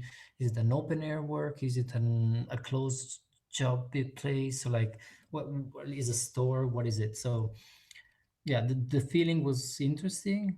Maybe we can add some other like images that are helping us to better understand where we are and where we want the audience to be. Cool. So someone from group 5 that can describe group 10? I think they're all in the same place. So if Sandra isn't here, probably the others aren't here either. But they were talking to us. We were in the same group room for a while and talked. So we got some input from them.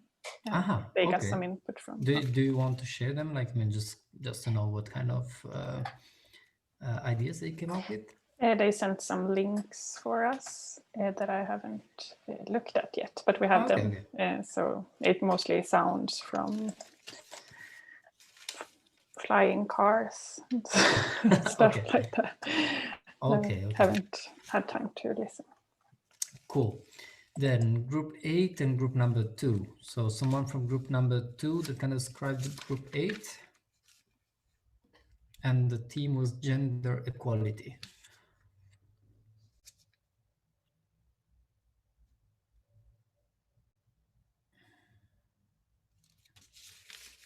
Before was Joyce and Adrian from group 2. Are you here? Yeah, sorry, I was. No worries. It was really hard. We talked of a lot of different things.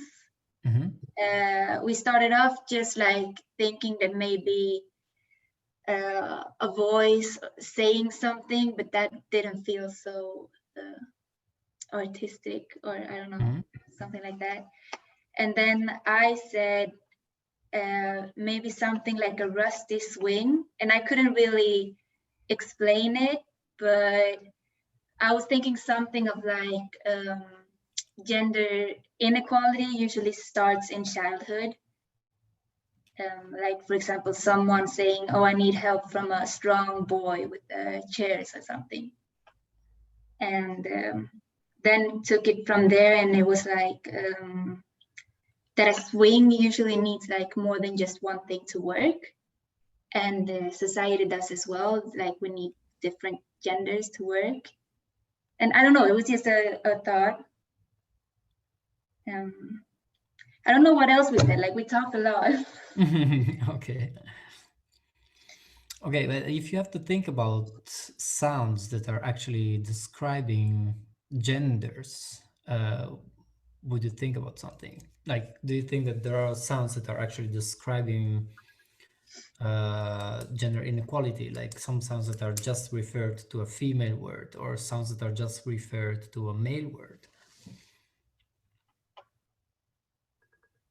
That was the hard part. That was the part we were thinking about, because I don't know, I always struggle with like putting things to genders and being like, this is a female thing and this is a male thing and this is, so it was hard. Yeah, I don't know if someone else has some ideas to share. I would say just like quickly.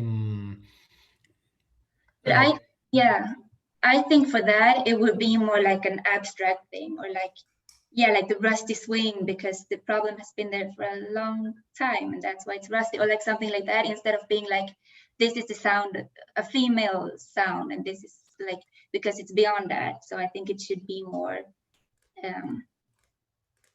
speaking from the eye. I think it should be more like that vibe to it. Yeah. No, I totally get it, and I agree with this. If I was just thinking that could be nice also to, if we assume that it's possible to like associate specific sounds with like a gender, then it could be nice just to mix them with some context. Like, for example, also if it's not like fair and politically correct, but I would say that, for example, the sound of like high heels walking like just on the floor usually is associated with a girl. Like, if you will hear some footsteps, you will say that these are girl shoes or male shoes, like usually it can happen. And then if you associate that at the same time, like creating layers with maybe like a male voice, then it can be probably like a nice contrast. I don't know, what do you think about it? I'm always split there, because I always try to be like, especially like the sound of heels. Like, I know a lot of cis males who use heels, And it's always like I have a really hard time to like put different things into like gender stereotypes. Boxes. Yeah.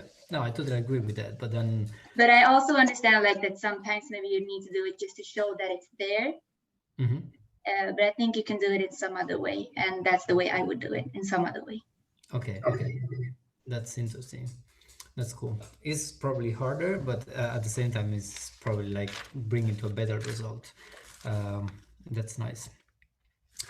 Okay, and then so group number 2 talking about 8 was that, right? Yeah, so we have group 8 talking about number 2.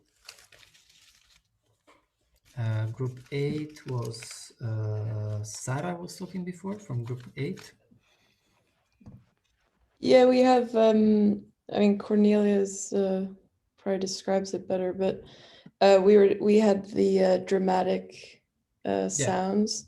So it's interesting because Julia was talking about stress, and we actually spoke a lot about too, like sounds that kind of build up and have, build up to some kind of tension and then sort of speed up. We talked a lot about sort of classical music does that in a really nice way. And also, I don't know, Cornelia, if you want to add, but you were also talking about the use of different sounds, like when you put them together can create a really dramatic effect. Yeah, like when you have 2 notes and the distance between them creates tension. I think that can create drama as well. Yeah, when the note is something that you're not expecting. Unexpected. Yeah, that's really interesting and cool, especially the interval thing that you're talking about. If you have notes that are kind of close and they don't have like an harmonic relationship, they will create a tension, and that's of course interesting. The question maybe could be, is tension dramatic or is more connected to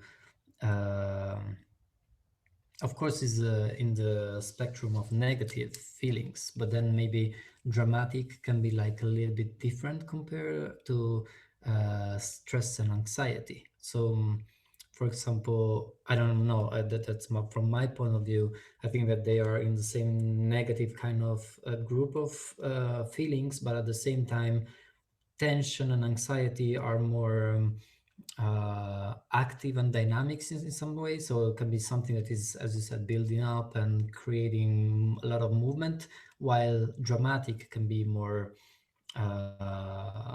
also long sounds, but kind of dark and sad in some way. So maybe that can be a point of reflection, just to try to describe it better. Like when you're talking about classical music, so if you think about some dramatic classical piece, then maybe it's not really with a lot of movements. Like there's not so much rhythm usually in that, but it's more like kind of calm, but in a sad way. So, but that's just like suggestion on try to go deeper in how you can actually describe a feeling.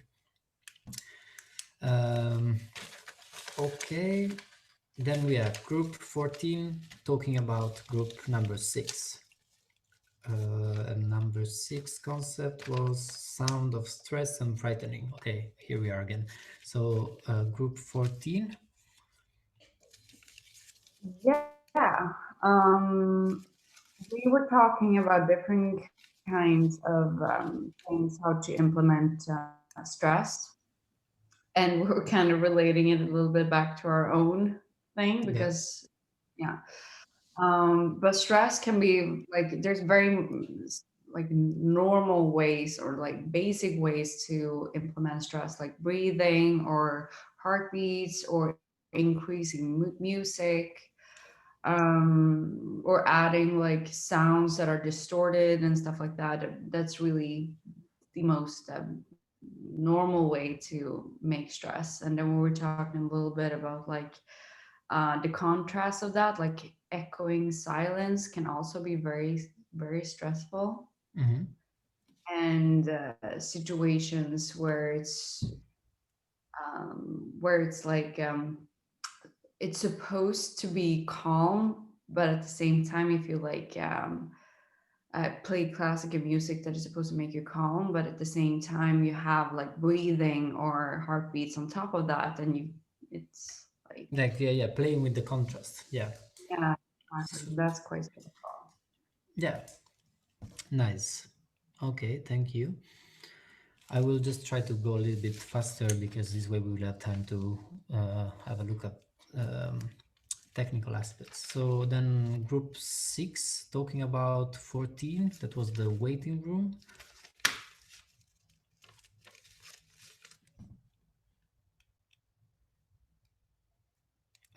We had Victor before in group number 6.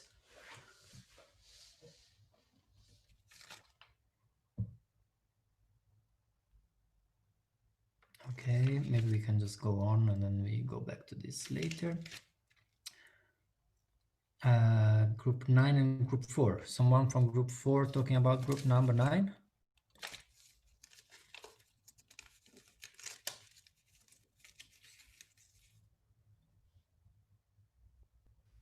Yeah. Let's see. I wrote things down. Right. So they were talking about self-love. Yeah. And kind of the sound of approval and denial, which was pretty hard. So we felt like our sounds were a bit far-fetched, but yeah. The first one we had was vacuum, and it's kind of like, then we were thinking kind of that it sucks the energy out of you in terms of denial. And then we were also thinking kind of like in a cave that has water and it's very quiet and you can kind of hear every sound that's happening. That's kind of the reaction when you feel denial, that you can kind of, you get observative of everything and you can hear everything, and everything just becomes more vivid kind of, but it's very quiet, but like yeah, I can't explain that more than that. And then we also wrote the sound that's being locked up. So for example, if it is sound in a box and you can hear it, so it's kind of only the mid tones, so you can't hear everything, but it's kind of like muffled up, the sound. And also we were thinking about the computer sound when something doesn't work.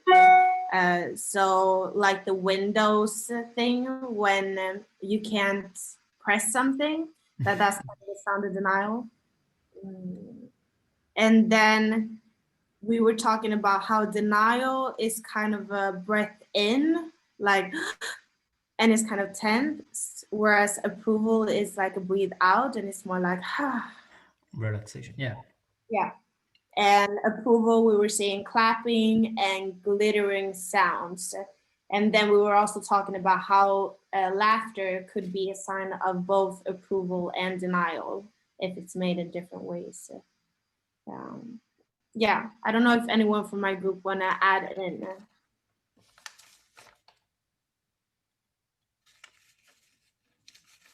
Apparently, no. But you explained it pretty well, and there's a lot of suggestions here, so that's really nice. So you're from group number 4, right? So now we can look for someone from group number 9 talking about femininity.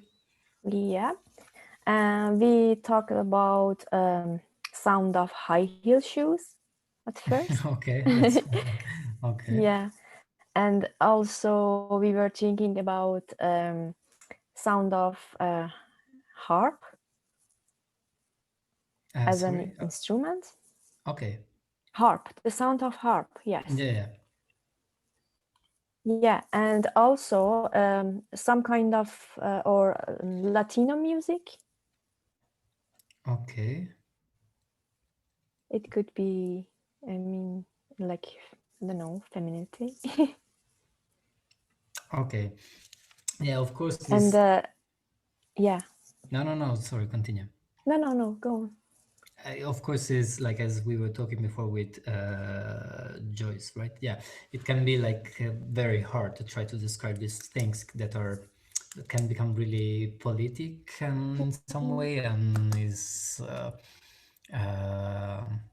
yeah, as we were saying before, like something that for me can mean like femininity, for someone else can be something different, or can be even offensive in some way. So it is a bit tricky, but at the same time it can be really powerful, as you were saying before, that I mean, you can express it in this direction, but then at the same time can be like a way to denounce that actually why you are making this connection. Like maybe you still have some kind of boundaries that you are not able to cross. So we also have some keywords for femininity, like for example, lipstick, earrings, nail polish, long leg socks. I don't know. Yeah, some kind of these keywords. I see. Yeah. Nice. Okay. And also maybe erotic music. I don't know. Which one? Sorry. Erotic music. Erotic music. Yeah. Okay. Yeah, I mean, it's really, as we said, politic, because you can say that maybe erotic music is not just like it's seduction is not just like a female thing, but also can be like into like for males. But then so it's always like a bit tricky. It's very tricky. I don't know. All right, let's go to the last group. It was 13 and 7. So if we have someone from group 7 that will describe space, vacuum, and atmosphere, that is Pietro, right? And Berg. Okay. Yeah, maybe Berg can talk about it because it's more like a sound. No. We had a few different things. We found some like NASA spacey sounding things, but I think some sounds that kind of, or effects that help, is something maybe like a phaser that kind of gives kind of this, I don't know, sounds of things kind of, it's hard to describe it, but just kind of like different things are in movement in space, and a phaser kind of has this sound of things are happening. I think one thing I looked up was like ocean sounds slowed down, and that kind of had a cool like stillness, but there was still a presence to it. I think for maybe if there's any music, something that has kind of a like slow attack, like if you use a synth or something, it isn't big in your ear right away, but kind of builds in kind of like an atmosphere sort of thing. And I thought for like particles, maybe something like kind of an 8-bit synth sound, kind of like a old video game, but little sparkles of that kind of coming in, and flanga, which is kind of a cybery sound. I can write them to you if you don't know what they are, but yeah, you are going pretty deep into like the technical details, so now you can actually realize those sounds, and that's really good, because of course like it's showing that you know like a lot already about it.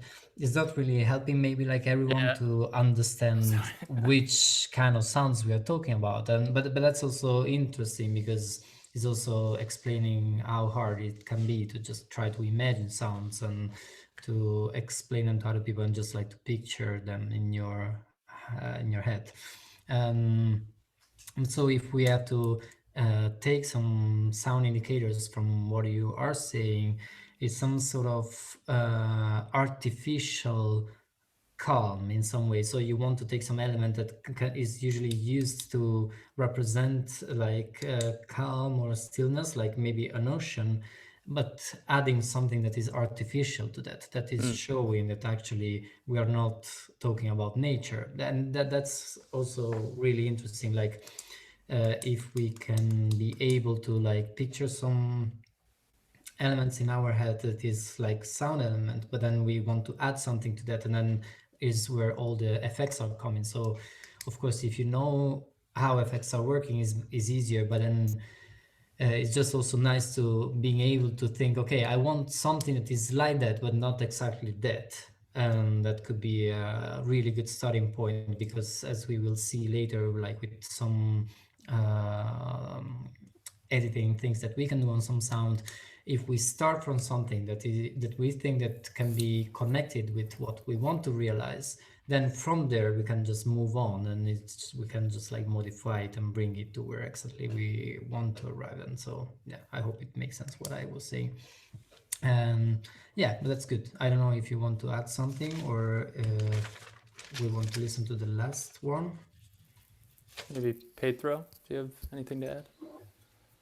I don't know. I think that was a pretty good description. Now, when it comes to vacuum and space sounds, I think somehow like like vacuum is also when there's no like there's no oxygen and no like kind of movement. So I would think it like slow, like dull sounds, and they're kind of like I don't know. I looked up the word, and there's no, it's like really muffled, like when you got like something in your ears, and you can kind of hear the sound, but it's more like echoing in your head, like echoing in. I think that could give like the like a tinken kind of. I think that could be like the give the sensation of vacuum and like space, like. Nice. I don't know if sound designers used to use this technique. They do something like maybe it's unprofessional to do that. I don't know, but yeah. No, but that was a good. Like, I mean, the fact that you were singing it or making it with your voice is a good way to let everyone imagine it. So that's nice. So, someone from group 13 describing empathy and connection through sound.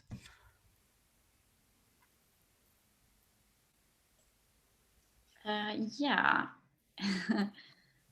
Thank you, Berg and Pietro, by the way. It was really nice to hear you speak about this. And it would be lovely if you could send some of the like links and thoughts you had, Berg and Pietro. But yeah, we talked about like empathy and connection, and we found it really hard since we didn't have the context, because empathy and connection could be so many things depending on which situation you're in. And like for one example, like warm sounds and like warm and comforting sounds were like for us empathy and connection.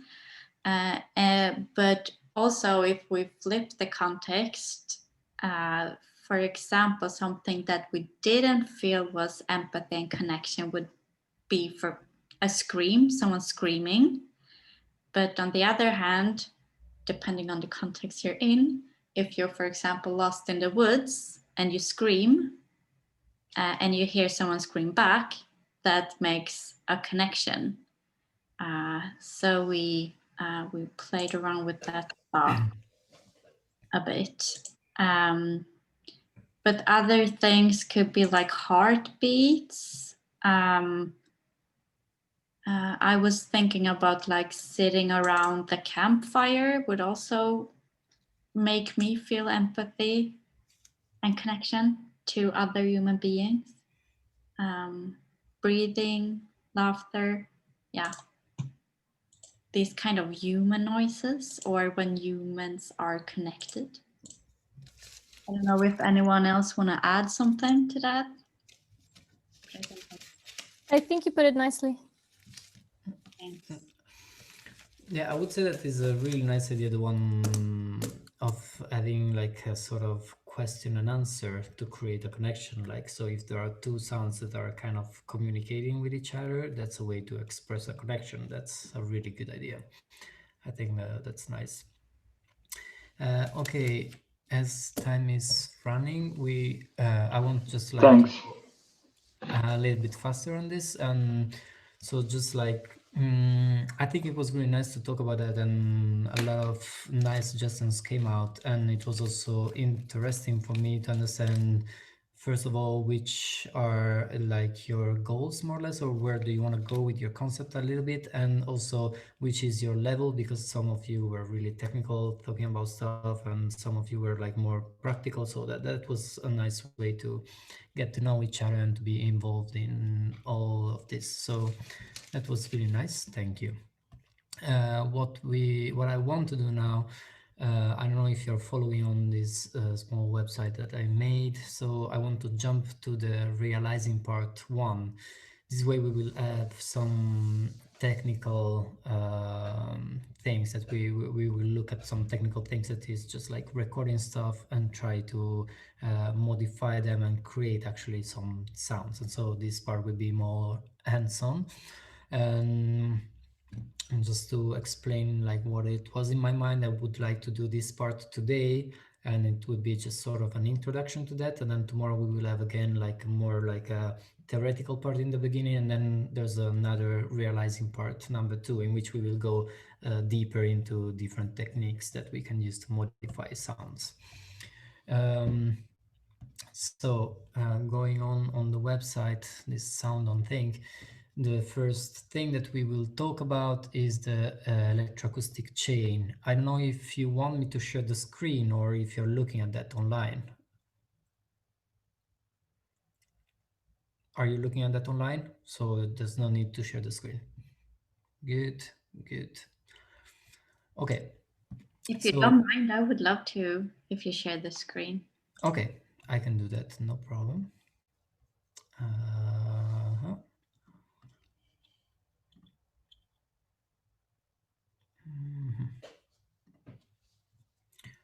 You see it right now? Okay, so the first thing that we have to consider when we are talking about recording sound, modifying sound, or like working with sound in general is the so-called electroacoustic chain. Is a chain because if we modify or if we have a problem in whatever component of the chain itself, then we can lose something, like the system is not working. That's why it's a chain, like every element is connected to the other one. So the most basic one is the one that we can see in the picture, in which we will have a source that can be like whatever kind of noise source, like, or sound source, like here we have like someone screaming, someone singing, but it can be like whatever object or anything that can create a vibration, and so it is making the air moving, and in this way it can be captured by a microphone and can be translated into an electric signal. Because the second element of the electroacoustic chain is the so-called transductor, that is basically a microphone. A microphone is just like a device that inside has a membrane. This membrane will vibrate with the air, with the sound wave. So when we have something that is making the air moving, we will have a vibration in the air. This vibration can be captured by the membrane of the microphone, and this movement will be translated into electric signal. This signal then can be sent through a cable or whatever to a loudspeaker, and the loudspeaker is the exact thing as a microphone but reversed. So instead of capturing the movement of the air, is making the air vibrating. So the microphone will receive some air that is vibrating, and the membrane will translate it into electric signal. The same electric signal will be sent to a membrane that will vibrate and make some vibration in the air, and then we will have sound again. So that's the basic electroacoustic chain that we can have. And the next step is that if we find a way to store that electric signal that has been translated, like the sound vibration that has been translated into an electric signal, if we find a way to store it on a support, then we will be able to preserve it and to play it again whenever we want. So that's the basic of recording. So we will have a sound source and that is making the air vibrating. We will have a microphone that is translating this vibration into electric signal. and then we can store this electric signal on a support. The two examples that we have here, one is a vinyl on which we will have like some instruction, like the electric signal that is stored on it, and a magnetic tape, like a cassette. And those two things allowed us to have like an electric signal that is stored on them, and then we can play them again. This way we can have the electric signal back and play it through a loudspeaker, and so have sound again. The next step is to transform that previous one that was a so-called analog signal into something that is digital. Because in this example that we were seeing, the support that we are using are analog. That means that nothing digital is involved. But since the 80s, we also late 70s, we are able to transform that analog signal into digital. And that means that then we will be able to control and transform that signal through a computer, for example. So actually it's not in the picture, but the digital translation will happen is like one more step in the chain. So we will translate it in the electric signal, and then the electric signal will be sampled and transformed into digital signal, and then the digital signal will be transformed again into the electric one, and then we will play it. We will be able to play it. The really important thing here is that when we are talking about digital transformation of an analog signal, we have to take care about some parameters that probably you heard about that, but it's nice to have a better comprehension about them. And so one parameter is the sample rate, and the other one is the bit rate. So the sample rate is basically how many times we split an analog signal to try to read a value and to recreate it in a digital shape, as you can see in this picture here. So if we have a continuous analog signal, we will have to split it in a lot of small parts and read which value it has in every moment, and then we try to recreate it in a digital way that will be 0 and 1s basically. So the thing is that if we have a sample rate of 44,100, we will be able to reproduce sounds that are going from 0 Hertz to 22 kilohertz. That means that we are able to reproduce all audible range. So that's why 44K and 100 is the CD standard sample rate, because it's a good average between like being able to reproduce every kind of sound and not too high definition, but it's a good balance. Because the point is that if we want to record something that with a higher sample rate, then of course the file size will increase a lot because we will have more data. So if you're making a recording and you have your record device and you want to set a sample rate that will allow you to represent whatever kind of sound with like decent definition, you can go for 44K 100. That's a good starting point. Just a small tip, if you want to then make some to modify the sound that you are recording, and you know already that, for example, you want to stretch the sound and to have like a sound that is 1 second and you want to transform it to have it 2 seconds long, then of course you know already that you need more data to be able to represent the same wave shapes with some definition as well. So that's the only reason why, for example, you will choose to have a higher sample rate. If not, if you have to set up a recording device, 44K is a good starting point. Then the second parameter that we always have to set is the bit rate. The bit rate is what is defining the dynamic of the sound. So how we will be able to represent the dynamic range. And so The CD standard is 16, and that's also a good starting point, because so if we have less than this, that means that we will not able to have an accurate representation of a sound that maybe is starting really low and then is becoming like really loud. You will not be able to represent that because you don't have enough room to be able to describe it in a digital way. 16 is a good starting point. So again, if you're using like a recording device, that can be just also your phone. When you set it, having a 44K sample rate and a 16 bit rate is a good starting point to record whatever kind of sound. Here you can find also like a link to this website in which you will understand a little bit better. Like if you want to like go deeper into that, you can just like go on this website and you will find more information about how digital audio works. But so for example, here then we have an image on how a digital chain usually is made. So it's always involving a computer, as we can see here.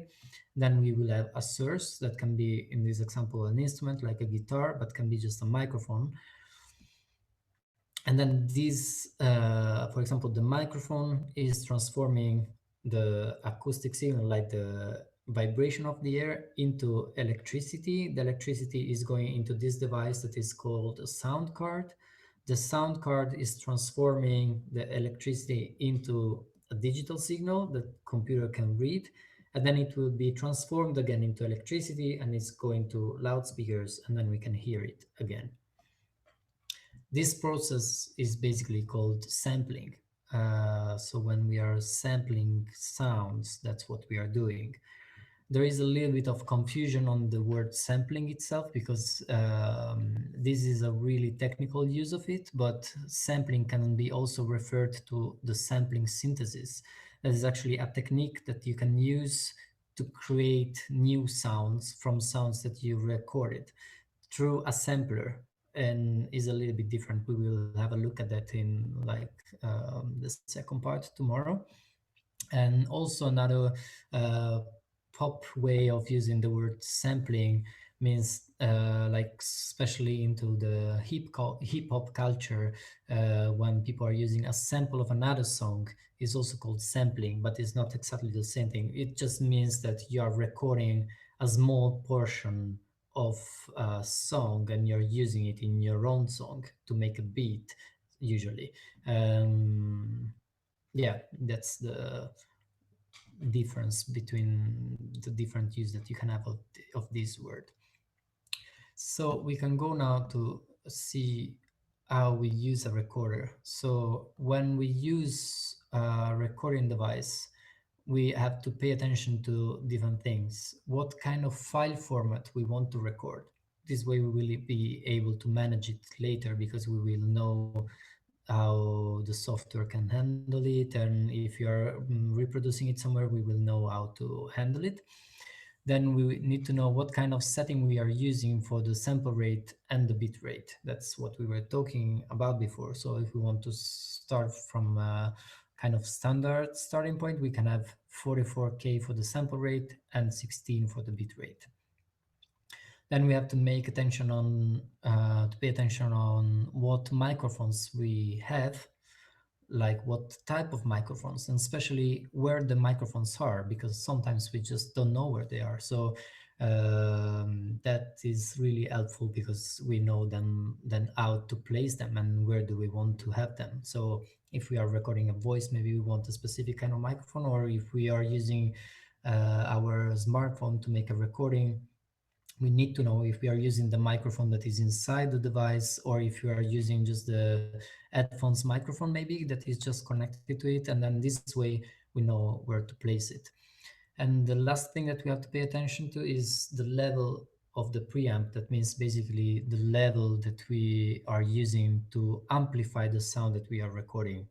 And so that means that we have to make sure that we are not distorting, so that if the level is too high, then we can have like some kind of distortion. But if the level is too low, then the sound that we are recording is too weak, and then we need to amplify it later, and then it can be a problem.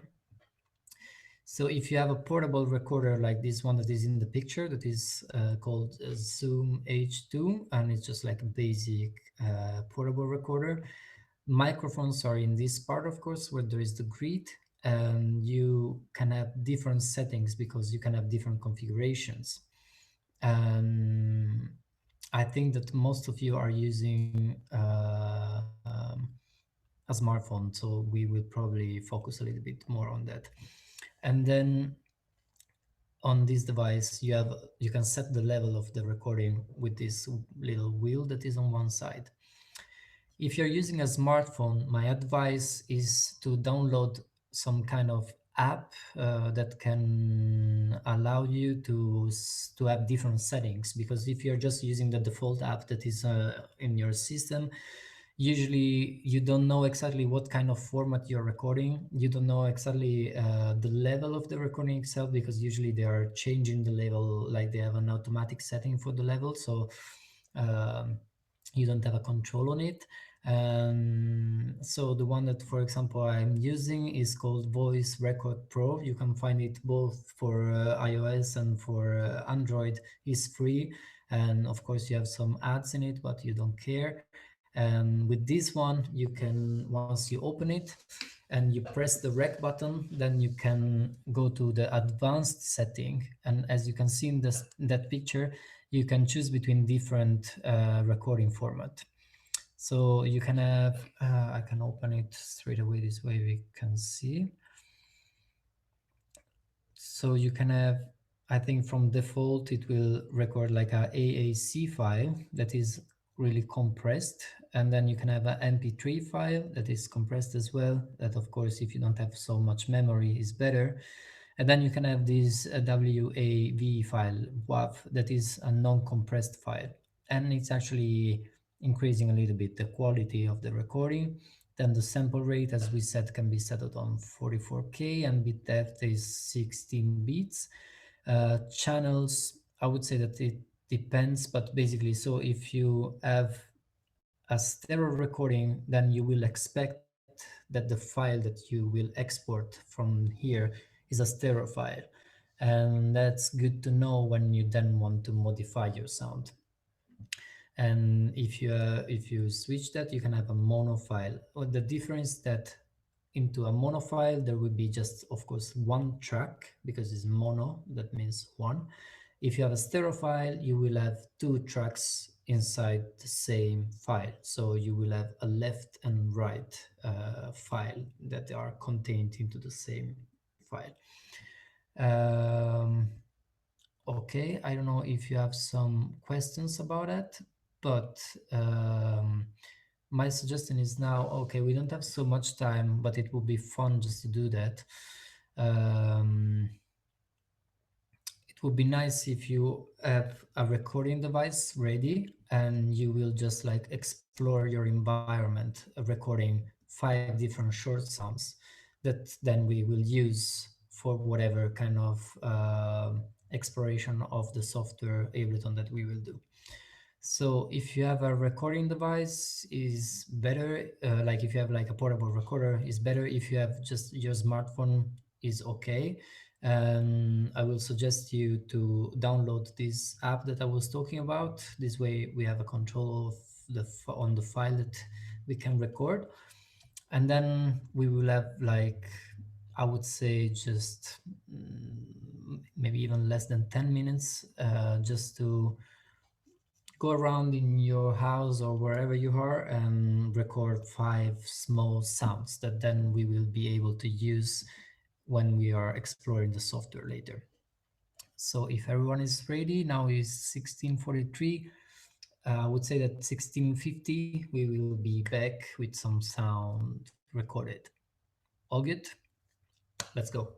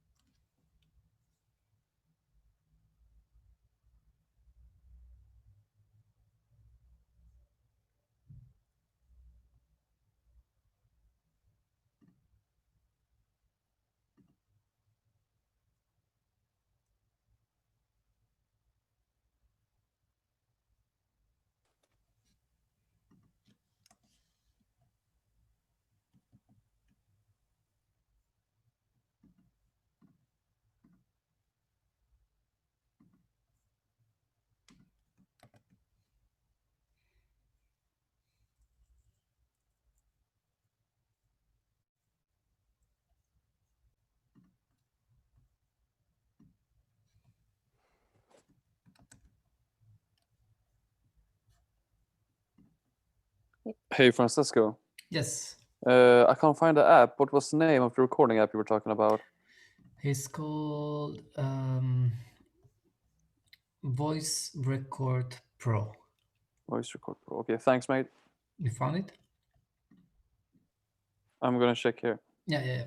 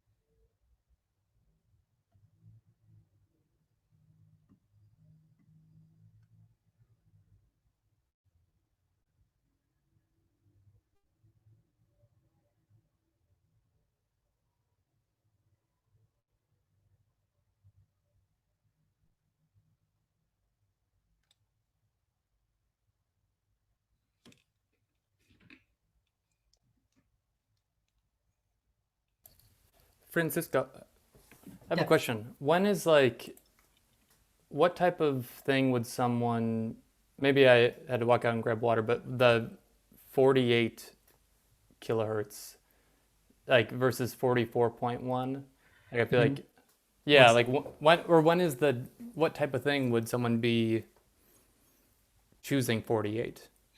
I mean, I would say that it really depends what you are doing. Like, for example, in this situation, if you are using your phone to record something, is probably not making a big difference if you're using 44 or 48. But for example, if I'm working inside a DAW, like Ableton Live or like we will do later on, you can, for example, have a different sample rate at which the software is working. Yep. And at that point, it makes a little bit of a difference because that will define also the quality of every audio treatment that you're using, like every sound effect, like every VST and whatever. So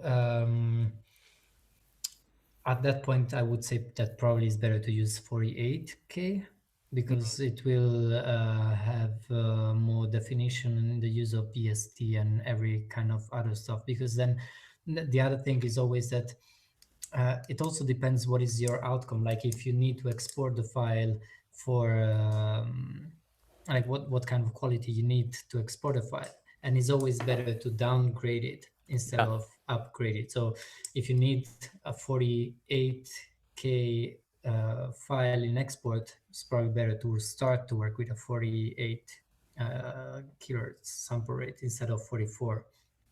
Is it used more in, because like I'm a musician and have recorded songs and stay in the 44.1. Yeah. But is like doing sound design stuff or things that would be in movies, are they usually in the 48? Like, I guess I would say so, yeah, because but also now I would say that every time that you're going out of the CD domain, that is happening more and more. Everything is actually 48. Like if you have to deliver, for example, like your bounced mixes to the mastering studio, usually they are asking you for 48 kilohertz and 24 bit rate. Because at that point they can start with that kind of quality, and then they will deliver you like different formats, and maybe like also the CD format that is 44. Okay. But usually, yeah, like also. So I would say that So to try to go back to your question, why would I choose 48? I would choose 48 because it's better quality than 44, but it's not heavy as working at 96. So if you're working for Damn, 96 is the thing?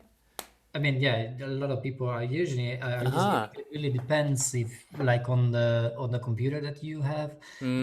Of course, because the higher the sample rate, the higher amount of data you have. So it can be really, really heavy.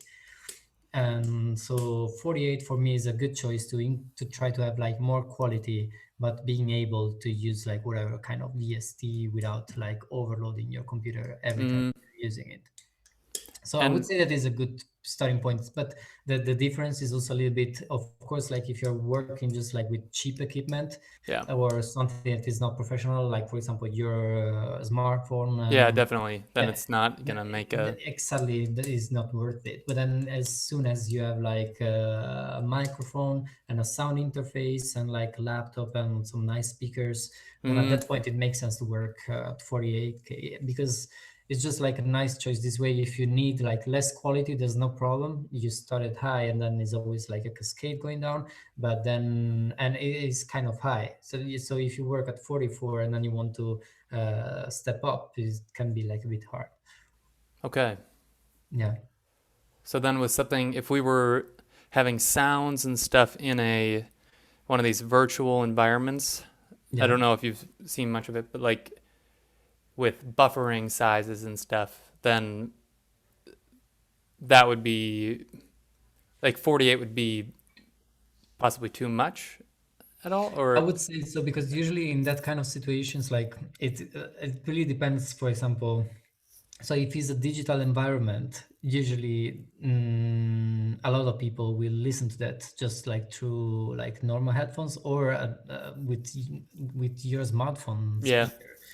So, and usually maybe like a lot of things are uploaded online. So if you have a file that is more quality but is heavier, it's just like harder to handle it, and then it doesn't make any sense, because then you will just like play it through your smartphone. So it's better to pay attention to other factors like the file size, because this way it's quicker to upload it and it's quicker to handle it like in an online domain, and then you will not lose so much quality, because I mean, the quality is always just like linked to the speaker of your phone. That is not like the top one. So that's the difference. Like, of course, like if you have like instead a sound installation in which you have super nice loudspeakers, and you can have the opportunity to actually have a good streaming and it's not online and anything, then you don't mind about the file size, but you want to mind about the quality of what is played. But if you're working with online devices, and I would say that there are other things that you have to think about before, like exactly the size, the file size, for example. Yeah. And one more question, if that's all right. Yeah. So I mostly use Logic, and I'm wondering, with like binaural beats or isochronic tones, we've talked about kind of implementing maybe something like that. Do you know stuff about that, or what? I know a little bit how they work, but I actually never used it, so I don't have like such a deep knowledge about it. But I would say that for sure, maybe also if we want to have like a chat about that, we can just like later on now or later on like tomorrow, just like continue to talk about this a little bit and try to understand how you want to implement them and in your project, and if actually it can be worth it or not. Yeah. Cool. Okay, well, so thank you. No worries. So if everyone is back, at least for this like 5 minutes or whatever, I will just put in the chat a link to a Google Drive folder in which later on you can try to upload the files that you recorded. This way tomorrow will be like a starting point, just to try to listen to whatever you recorded and try to understand whatever you've done, and we can share it among everyone. So you see the link? Nice. This way you should be able to have access to this folder, and later on you can try also to export whatever you've done. That's also a nice thing, because now you recorded something, you want to export it to be able to use it. And I leave this to you. I'm sure that is not super hard, and you will have a lot of options if you use that app that I was talking about. You can mail it to you, you can share it with Bluetooth, and there will be like several options that you can use. And later on you can just like upload them into that Google folder. This way we can start from that tomorrow. I will share my screen again just for this 5 minutes. I thank you everyone for still being here. So the next thing that we will talk about, so Berg, you will know already stuff about it, but is DHW. That means Digital Audio Workstation. That can be an electronic device, but usually is a software that allows you to record, editing, and producing audio files. There are a lot of different ones, and they are basically different brands, and they always offer different kind of opportunities and functionalities, but mainly all of them allows you to do some basic stuff. So here I put just some pictures of the most popular ones. One is called Pro Tools, and you can see it here. Another one is called Logic. It's from Apple, and it's here. It's like the advanced GarageBand. Another one is called Reaper. You can find it here, and actually this one is also basically free. You can donate, but you can decide to donate whenever you want, so you can use it for free, and it's really cool. Another one is called Cubase, and you find it here.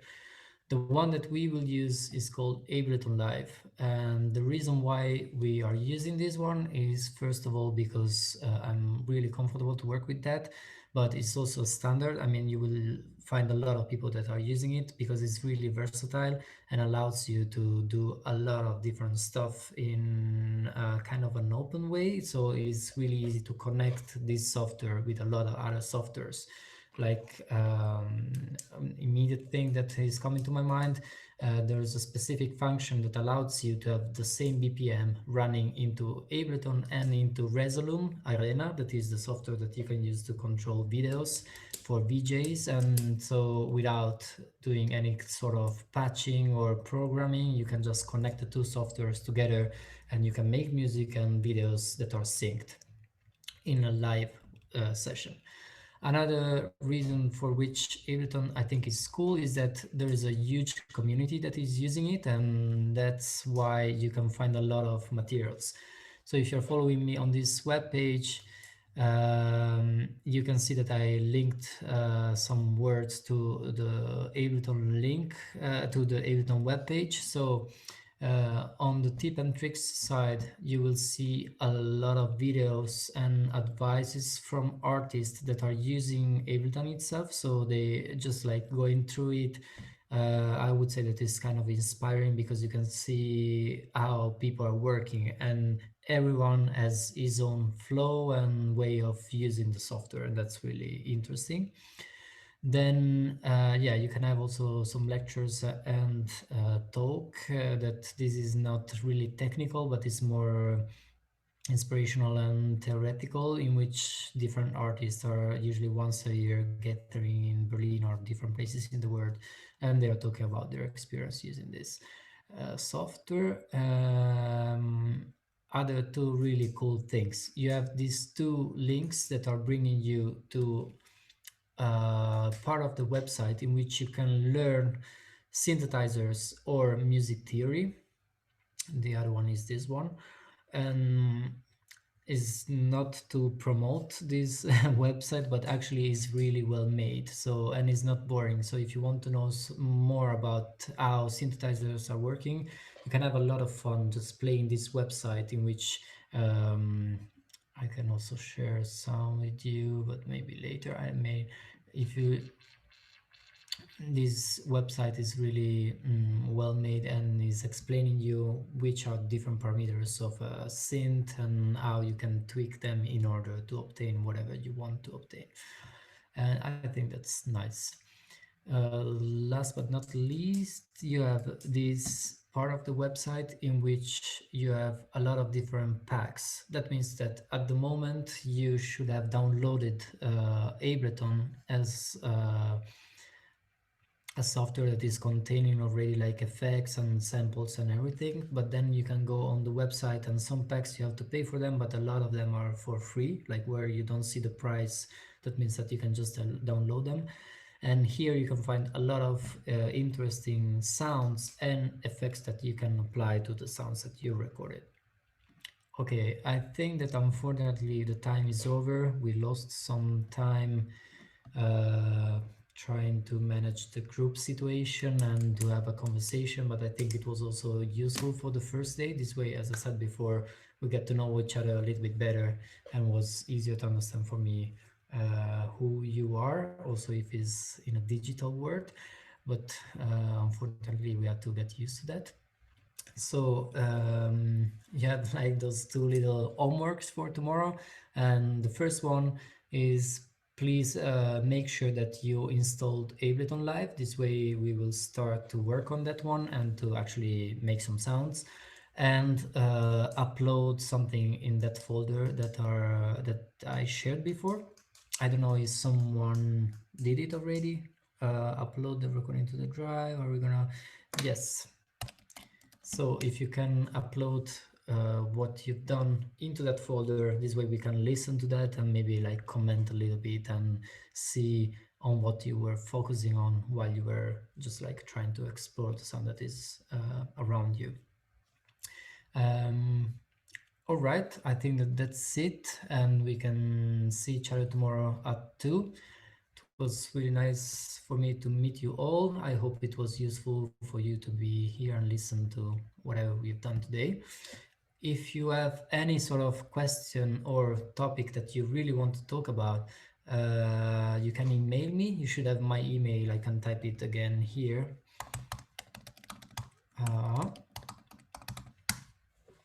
And so just like really you can just write me, and this way tomorrow we can talk about whatever you want to know. Thank you very, very much, and see you tomorrow. Have a nice evening. Bye bye. Thank you, Francesco. Just before you go, could you please send me the link for the website? Yeah. Like your website. So is it okay if I'll add it to the workbook? So it's just like there? Yeah, it's not really complete like what is online now, but I'm editing it and tweaking it all the time, so you can add it and the link will stay the same. I will not change the URL, so it's okay. Okay, perfect. So I will You add it, right? You can see it, right? Yes, yes, yes. Nice. I'll just add the link so it's much easier for everyone to find it. Yeah. Okay. Totally. So I unfortunately won't be tomorrow, but Pebbles, she will be here instead of me. Yeah. So I hope to see you some other time. Yeah, for sure. Maybe in real life also. But we will be in contact.